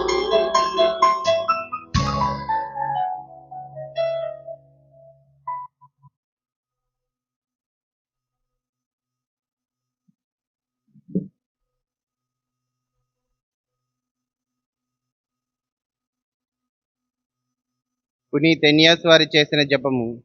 క్రీస్తుని ఆత్మమా, నన్ను పరిశుద్ధపరచండి. క్రీస్తుని శరీరమా, నన్ను రక్షించండి. క్రీస్తుని రక్తమా, నాకు తృప్తి కలిగినట్టు చేయకండి. క్రీస్తు ప్రకటన, క్రీస్తు నా ప్రార్థన వినవదరించండి. మీ గాయముల లోపల నన్ను దాచుకునండి. నేను మేము ఎడబాయినట్లు చేయకండి. దుష్ట శత్రువుల చేతిలో దొరకకుండా నన్ను కాపాడండి. నా మరణ సమయమునందు మీరు నన్ను పిలుచుకునండి. నన్ను మీ సన్నిధికి రాజేయండి. అప్పుడు మీ పునీతులతో కూడా ముగింపు లేని కాలము. నేను మిమ్మల్ని స్తుతింతును గాక. ఆమేన్. పరిపూర్ణ ఫలము గల జపము. మహామధురము తనైన మంచి జేసువా, దాసుడునైన నేను దేవరవారి సముఖంలో మోకాళ్ళ మీద నిలిచి సాష్టాంగపడి నా చేతులను నా కాళ్ళను తొలిచినారు, నా ఎముకలన్నీ ఎంచినారు. దేవరవారి గురించి పూర్వకాలమందు దావీదు దీర్ఘదర్శి వచించిన దానిని నేను ఇప్పుడు జ్ఞాపకపరుచుకొని దేవరవారి యొక్క 5 గాయములను మిక్కిలి భక్తి పట్టుదలతోను దుఃఖముతోను నా అంతరంగమునందు విచారించి తలంపు చే ధ్యానించడు ఈ సమయమునందు దృఢమైన విశ్వాసము, నమ్మిక, దైవ ప్రేమాయనుడు సుకృత పుణ్యములను నా పాపముల మీద నిజమైన మనస్తాపమును వానిని దిద్దుకొన మిక్కిలి దృఢమైన ప్రతిజ్ఞను నా హృదయమునందు నవతరింపవలేనని దేవరవారిని నా ఆత్మైక మేలైన ఆశాకాంక్షతో మేము బ్రహ్మాని ప్రార్థించుకున్నాను స్వామి. ఆమేన్. గురువుల కొరకు జపము. నిత్య గురువులైన యేసు ప్రభు, నిత్య గురువులైన యేసు ప్రభు, మీ గురువులను మీ గురువులను మీ పరిశుద్ధ హృదయమునందు మీ పరిశుద్ధ హృదయమునందు సురక్షితముగా నుంచుకొనండి. సురక్షితముగా ఉంచుకొనండి. మీ పవిత్ర శరీరమును తాకెడు మీ పవిత్ర శరీరమును తాకి వారి కరములను పావనముగా నుంచండి. వారి కరములను పావనముగా ఉంచండి. మీ మహనీయ గురు పట్టముచే మీ మహనీయ గురు పట్టణము ముద్రింపబడిన వారి హృదయములకు ముద్రింపబడిన వారి హృదయములకు లోకమలినము సోకనీయక లోకమలినము సోకనీయక ఎల్లప్పుడూ పరిశుద్ధముగా నుండినట్లు చేయండి. ఎల్లప్పుడూ పరిశుద్ధముగా నుండునట్లు చేయండి. మీ దివ్య ప్రేమ మీ దివ్య ప్రేమ వారిని లోకాశల నుండి కాపాడునుగాక. వారిని లోకాసుల నుండి కాపాడుగాక. వారి ఆత్మలు వారి ఆత్మ మిగుల ఫలవంతమగునుగాక. మిగుల ఫలవంతమగుగాక. వారి పరిచర్యను పొందువారు వారి పరిచర్యను పొందువారు ఈ లోకములో ఈ లోకములో వారికి ఆనందమును ఊరటను వసకి, వారికి ఆనందమును ఊరటను వసకి, పరలోకములో పరలోకములో వారికి నిత్య భాగ్యం యొక్క వారికి నిత్య భాగ్యము యొక్క కిరీటముగా నుండి చిత్తగించండి. కిరీటముగా చిత్తగించండి. ఆమేన్. ఆమేన్. పరలోకమందునుడు మా యొక్క తండ్రి, మీ నామం పూజింపబడును గాక, మీ రాజ్యం వచ్చును గాక, మీ చిత్తము పరలోకమందు నెరవేరినట్లు భూలోకమందు నెరవేరునుగాక. నానాటికి కావలసిన మా అన్నము మాకు నేటి అనుగ్రహించుము. మా యొక్క అప్పుపడిన వారిని మేము మన్నించినట్లు మా అప్పులను నీవు మన్నింపుము. మమ్ము శోధన యందు ప్రవేశింపనివ్వక కీడుల నుండి మమ్ము రక్షింపుము. దేవవర ప్రసాదము చేత నిండిన మరియమ్మ వందనము. ప్రభు మీతో ఉన్నారు.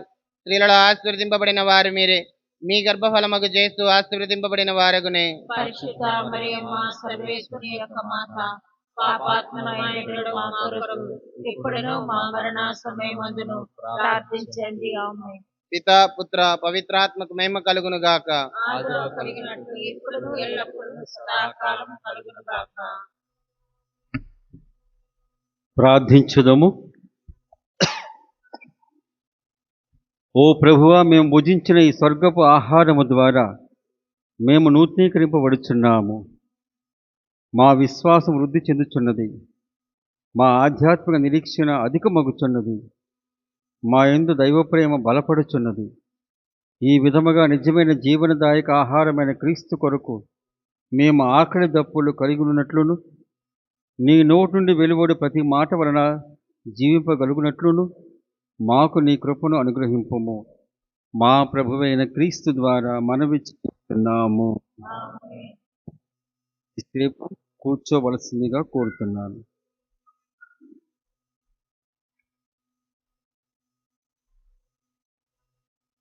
విభూతి బుధవారంతో మనము తపస్కాలను ప్రారంభించాం కాబట్టి అది సగం వారమే. ఈ రోజు నుంచి మనము పరిపూర్ణమైన వారాలలో ప్రవేశిస్తూ ఉంటాం. అనగా తపస్కాలంలో మొదటి వారము. ఈ ఆదివారం వచ్చే శనివారం వరకు ఈ మొదటి వారంలో ఉంటాం. కాబట్టి ఈ మొదటి తపస్కాల ఆదివారం పండుగ రోజున మీరందరూ విచ్చేసి పూజా బలిలో పాల్గొనేందుకు కృతజ్ఞతలు, అట్లాగే అభినందనలు. మన ఈ వారములో ఒక నిర్బంధ స్మరణే ఉంది. 23వ తారీఖు రేపటి రోజున పోలీకార్ప్ గారి పండుగ. ఆ తర్వాత పునీతులు ఉన్నారు కానీ నిర్బంధ స్మరణ లేరు. ఆయా ప్రాంతంలో ఉండేటువంటి పునీతులు అక్కడ మాత్రమే పండుగ చేసుకుంటూ ఉంటారు. కొన్ని సూచనలు కఠినమైనవి కాదు, తేలికైనటువంటివే. కాబట్టి ఈ సిలువు మార్గాన్ని చెప్పేవాళ్ళు లేకపోతే దాన్ని సిలువు మార్గం నడిపేవాళ్ళు దయచేసి మోక్ష ద్వారాన్ని అనుసరించవలసిందిగా కోరుతూ ఉన్నారు. మోక్ష ద్వారంలో ఉండేటువంటి పదాలు ప్రాచీనమైనటువంటివి, అవన్నీ బాగుంటూ ఉంటాయి. కాబట్టి మోక్ష ద్వారం అనుసరించాలి. నా దగ్గర 2-3 పుస్తకాలు ఉన్నాయి. కాబట్టి ఎవరైతే నిర్వహిస్తూ ఉంటారో వారందరికీ ఇస్తాను, తర్వాత తిరిగి ఇచ్చేయాలి. అది మాత్రం కొంచెం గుర్తుపెట్టుకోవాలి. మోక్ష ద్వారం అనుసరించండి. కాబట్టి అది ధ్యానపూర్వకముగా చెప్పవలసిందిగా కోరుతూ ఉన్నాను. ఈ స్థలాలు చెప్పేటప్పుడు దయచేసి త్వరగా యేసుప్రభు నెమ్మదిగా వెళ్తున్నాడు. సిలువ మార్గం నెమ్మదిగా మోస్తూ ఉన్నాం, మనం త్వరగా చెప్పేస్తూ ఉంటాం. కాబట్టి ఆయన తొందర చేయకూడదుగా. తొందర చేసేసి గబుక్కుని అసలే పడిపోయి ఉన్నాడు. తర్వాత మనం ఆయన పడిపోయి లేచేలోపు మళ్ళీ మరొక స్థలానికి వెళ్ళిపోతూ ఉంటాం. ధ్యానపూర్వకముగా కొద్దిగా ఎక్కువసేపు కాదు, మరి ఎక్కువసేపు కాదు, నెమ్మదిగా చెప్పినట్లయితే బాగుంటుంది అని చెప్పేసి అనుకుంటున్నాను. మీరేమనుకుంటారో తర్వాత చెప్పండి, మీ మనసులోనే ఉంచుకోండి. దయచేసి అది సరిగ్గా చెప్తున్నారు, నేను ఆ విధంగా అంటం లేదు. కానీ ధ్యానపూర్వకంగా నెమ్మదిగా చెప్పినప్పుడు ఇతరులు కూడా ధ్యానము చేసుకోవటానికి ఉంటుంది. అట్లాగే కొన్ని సూచనలు ఉంటాయి. కొంతసేపు ధ్యానం, ధ్యానం అని ఉంటుంది. కొంతసేపు ధ్యానం కూడా ఉండదు ఒక్కోసారి. కాబట్టి దాన్ని చదవక్కర్లా, అది సూచన మాత్రమే, బ్రాకెట్లో ఉన్న చదవక్కర్లా. అది చదువుకోకుండా అందరూ మోకరించేదాకా కొన్ని క్షణాలు, ఒక 10 క్షణాలు లేకపోతే 5 క్షణాలు అక్కడ లెక్క పెట్టుకుని 1 2 3 4 5 1 స్పీడ్గా లెక్క పెట్టమని, సెకండ్ లెక్కలాగా అట్లా లెక్క పెట్టండి. ఆ తర్వాత ప్రారంభించండి. ఎందుకంటే మోకరించే వారికి సమయం ఇస్తున్నాం, అట్లాగే మోకాళ్ళు వేయాలా లేదని చెప్పేసి ఆలోచనలు ఉండే వాళ్ళు కూడా సమయం ఇస్తున్నాం. ఎందుకంటే వాళ్ళు మోకరించాలా లేదా, నేను అటువంటి వాడిని కాబట్టి. ఎందుకంటే నాకు అటుపోయిన సంవత్సరం కాలు నొప్పులు వచ్చాయి, మోకరిస్తున్నానికి గబుక్కులు లెగలేకపోతున్నాను. మరి యేసుక్రీస్తు మేము ఆరాధించి మీకు స్తోత్రము చేయొచ్చు అని ఉంది కదండి. అది ఒక కాలు మాత్రం మోకరించాలి.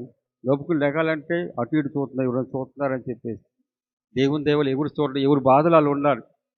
ఎవరి బాధలు వాళ్ళు ఉన్నారు, వాళ్ళు కూడా లెగలేకపోతున్నారు. కాబట్టి అమ్మయ్య అని నేను కూడా మనసును ఓదార్చుకున్నాను. కాబట్టి ఆ విధంగా మీరు కొంచెం సమయం ఇచ్చినట్లయితే బాగుంటుంది. మోకాళ్ళు వేయటం వేయకూడదు, వేయాల్సిందని చెప్పేసి అనటం లేదు. అది మీ యొక్క భక్తి కృత్యము, భక్తి క్రియ.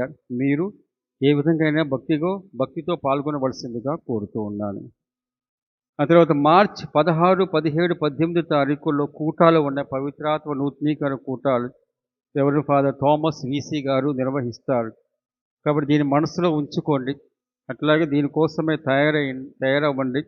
ఆ సమయంలో సాయంత్రం పూట ఎటువంటి కార్యక్రమాలు పెట్టుకోకుండా ఈ కార్యక్రమం ముఖ్యమైన కార్యక్రమంగా పెట్టుకోవాల్సిందిగా కోరుతూ ఉన్నాను.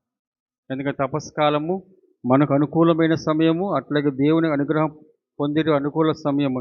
ఆ సమయంలో పశ్చాత్తాపం, పాప సంకీర్తన, ఇంకా దైవ వరప్రసాదం కోసం ప్రార్థించడం ఇవన్నీ జరుగుతూ ఉంటాయి. కాబట్టి వినియోగించవలసిందిగా కోరుతూ ఉన్నాను. మార్చి 20వ తారీఖున శుక్రవారం వాక్ ఫర్ జీసస్ అనేటువంటిది జరుగుతుంది. ఆ యాత్రలో అందరిని పాల్గొనవలసిందిగా కోరుతూ ఉన్నాను. నడిచేవాళ్ళు దయచేసి నడవలసిందిగా కోరుతూ ఉన్నాను. కొద్దిగా నడవని వాళ్ళు వేరే వాళ్ళ సహాయం తీసుకోండి. ఏ విధమైన సహాయం తీసుకుని అందరికి చెప్పమాకండి, వాళ్ళే అవలంబిస్తూ ఉంటారు. కాబట్టి ఏదైనా సరే యాత్రలో పాల్గొని మన యొక్క ఐక్యతను చాటుకుందాం. అట్లాగే దేవుని కోసం త్యాగం చేద్దాం. ఆ తర్వాత దేవుని అనుగ్రహం పొందటానికి ప్రయత్నిద్దాం. ఈ తపస్కాలంలో చేపట్టేటువంటి కార్యక్రమాలు, మరి ముఖ్యంగా పవిత్ర వారంలో ఉండేటువంటి కార్యక్రమాలు అవన్నీ ఖర్చుతో కూడుకున్నటువంటివి. కాబట్టి బాధ్యతాయుతంగా చెప్తున్నాను. ఎవరైనా విచారణకు సహాయం చేయాలని చెప్పేసి కోరుకున్నా కొంతమంది విశ్వాసులు ఇస్తూ ఉంటారు. ఇంకా ఏదైనా సరే ఎక్కువగా సాయం చేద్దామని చెప్పేసి కోరిక ఉన్నట్లయితే నన్ను సంప్రదించవలసిందిగా కోరుతూ ఉన్నాను. తద్వారా మనం ఘనంగా చేసుకుందాం. అట్లాగే అందరికీ ఉపయోగకరంగా అందరినీ ఆధ్యాత్మిక జీవితంలో నడిపించే విధంగా చేసుకుందాం. దయచేసి మీ యొక్క సహృదయాన్ని మరి ఒకసారి అడుగుతూ ఉన్నాను. కాబట్టి మీ యొక్క స్తోమతను బట్టి అట్లాగే కోరికను బట్టి చేయాలనే మనసు ఉన్నట్లయితే దయచేసి సంప్రదించవలసిందిగా కోరుతూ ఉన్నాను. నాకును విచారణకు సాయం చేయవలసిందిగా కోరుతున్నాను. ఈ తపస్కాలములో కొన్ని గ్రూప్స్ మనకి నిర్వహిస్తూ ఉంటాయి. బుధవారం కానీ అట్లాగే శుక్రవారం కానీ. ప్రతి బుధవారం మనం పోయిన శుక్రవారం అనుకున్నట్లుగా ప్రతి బుధవారం దేవాలయంలో, ఆ తర్వాత ప్రతి శుక్రవారం ఆరు బయట అనగా బయట దేవాలయ వెలుపల ఉన్నటువంటి 14 స్థలాలు చూస్తూ ధ్యానం చేసుకుంటూ ప్రార్థిద్దాం. కాబట్టి కొన్ని గ్రూప్స్ చెప్పాము. కాబట్టి ఏదైనా ఒక సామెత ఉంది, స్వామి దర్శనం కొంపనాశనం అవ్వకూడదు. నా మాట మూలంగానే ఏదైనా చేయటం మూలంగానే మీరెవరు గొడవ పడవద్దు, లేకపోతే మీరెవరు అనవసరంగా మీరు బాధపడవద్దు. ఏదైనా సంప్రదింపుతో అయిపోతూ ఉంటుంది. కాబట్టి బుధవారం కాన్వెంట్ సిస్టర్స్ నిర్వహిస్తారు. అట్లాగే వచ్చే శుక్రవారం యూత్ వారు నిర్వహిస్తారు. ఆ తర్వాత అటు వచ్చేటువంటి బుధవారం 4వ తారీఖున మార్చి విచారణ ప్రజలు ఎవరైనా ఉండవచ్చు. కాబట్టి దీక్షాపరులు అందరూ లేరు, వేరే మరి చదివే వాళ్ళు ఊరి అంబేద్కర్ మాత్రమే ఉన్నారు. కాబట్టి అంబేద్కర్ గారు సెయింట్ ఫ్రాన్సిస్ స్టాఫ్లు తోసేస్తున్నాం. అట్లాగే అందుకని చెప్పేసి దీక్షాపరులకు ఇవ్వటం లేదు. ఇంకా వేరే వాళ్ళందరూ నాకు ఎప్పుడు కనపడలా. కాబట్టి వాళ్ళని బలవంతం చేసి మీరు చెప్పండి అని చెప్పేసి అంటే మరి ఏమనుకుంటారు, అది వేరే సంగతి.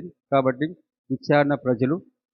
ఆ తర్వాత 6వ తారీఖున కొద్దిగా ఖాళీ ఉంది, దాన్ని ఎలాగోలా భర్తీ చేయవచ్చు. 11వ తారీఖు మార్చ్ కౌన్సిల్ మెంబర్స్. ఆ తర్వాత 13వ తారీఖున సెయింట్ ఫ్రాన్సిస్ స్టాఫ్. 18వ తారీఖున మార్చి అక్కడ హోలీ ఫ్యామిలీ క్యాండిడేట్స్. ఆ తర్వాత 20వ తారీఖున Manginapudi walk for Jesus walk for Christ. 25వ తారీఖున అనగా పవిత్ర వారం కంటే ముందటి వారం ఆర్సిఎం స్కూల్ స్టాఫ్ మెంబర్స్. 27వ తారీఖున మా నిర్మలా కాన్వెంట్ వారు నిర్వహించి మనలను పవిత్ర వారంలో ప్రవేశపెడతానికి గాను మనం నడిపిస్తారు, ఆధ్యాత్మికంగా నడిపిస్తారు. కాబట్టి వారికి ఆ విధమైన అవకాశం ఇవ్వబడుతూ ఉంది. కాబట్టి ఇవి ఉంటాయి. కాబట్టి ఒక శుక్రవారం మాత్రం ఖాళీ ఉంది. ఆ ఖాళీ దానిని ఏదో విధంగా నేను వాటిని భర్తీ చేయగలను. కాబట్టి ఈ మనసులో ఉంచుకోండి. ఏమన్నా ఉన్నట్టు తేడా ఉన్నట్లయితే దయచేసి నన్ను సంప్రదించండి. నేను అనుకూలంగానే ఉంటాను, మరీ కర్కోటంగా ఉన్నాను, అనుకూలంగానే ఉంటాను.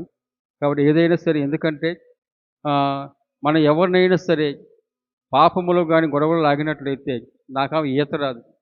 యేసు ప్రభు ఏమన్నాడు, వారికి తిరుగుటికి రాయి కట్టి సముద్రంలో పడేయాలని చెప్పేసి. కాబట్టి నాకు అటువంటి వద్దు. అటువంటి తిరుగుటి రాయి పడిపోయి సముద్రంలో పడినట్టు నాకు ఈత రాదు. అతను రాయామ కిందకు తీసుకెళ్ళిపోతూ ఉంటుంది. కాబట్టి ఏదైనా సరే సంప్రదించండి. సంప్రదించినప్పుడు మీకు అనుకూలమైనటువంటి దానిని చేద్దాం.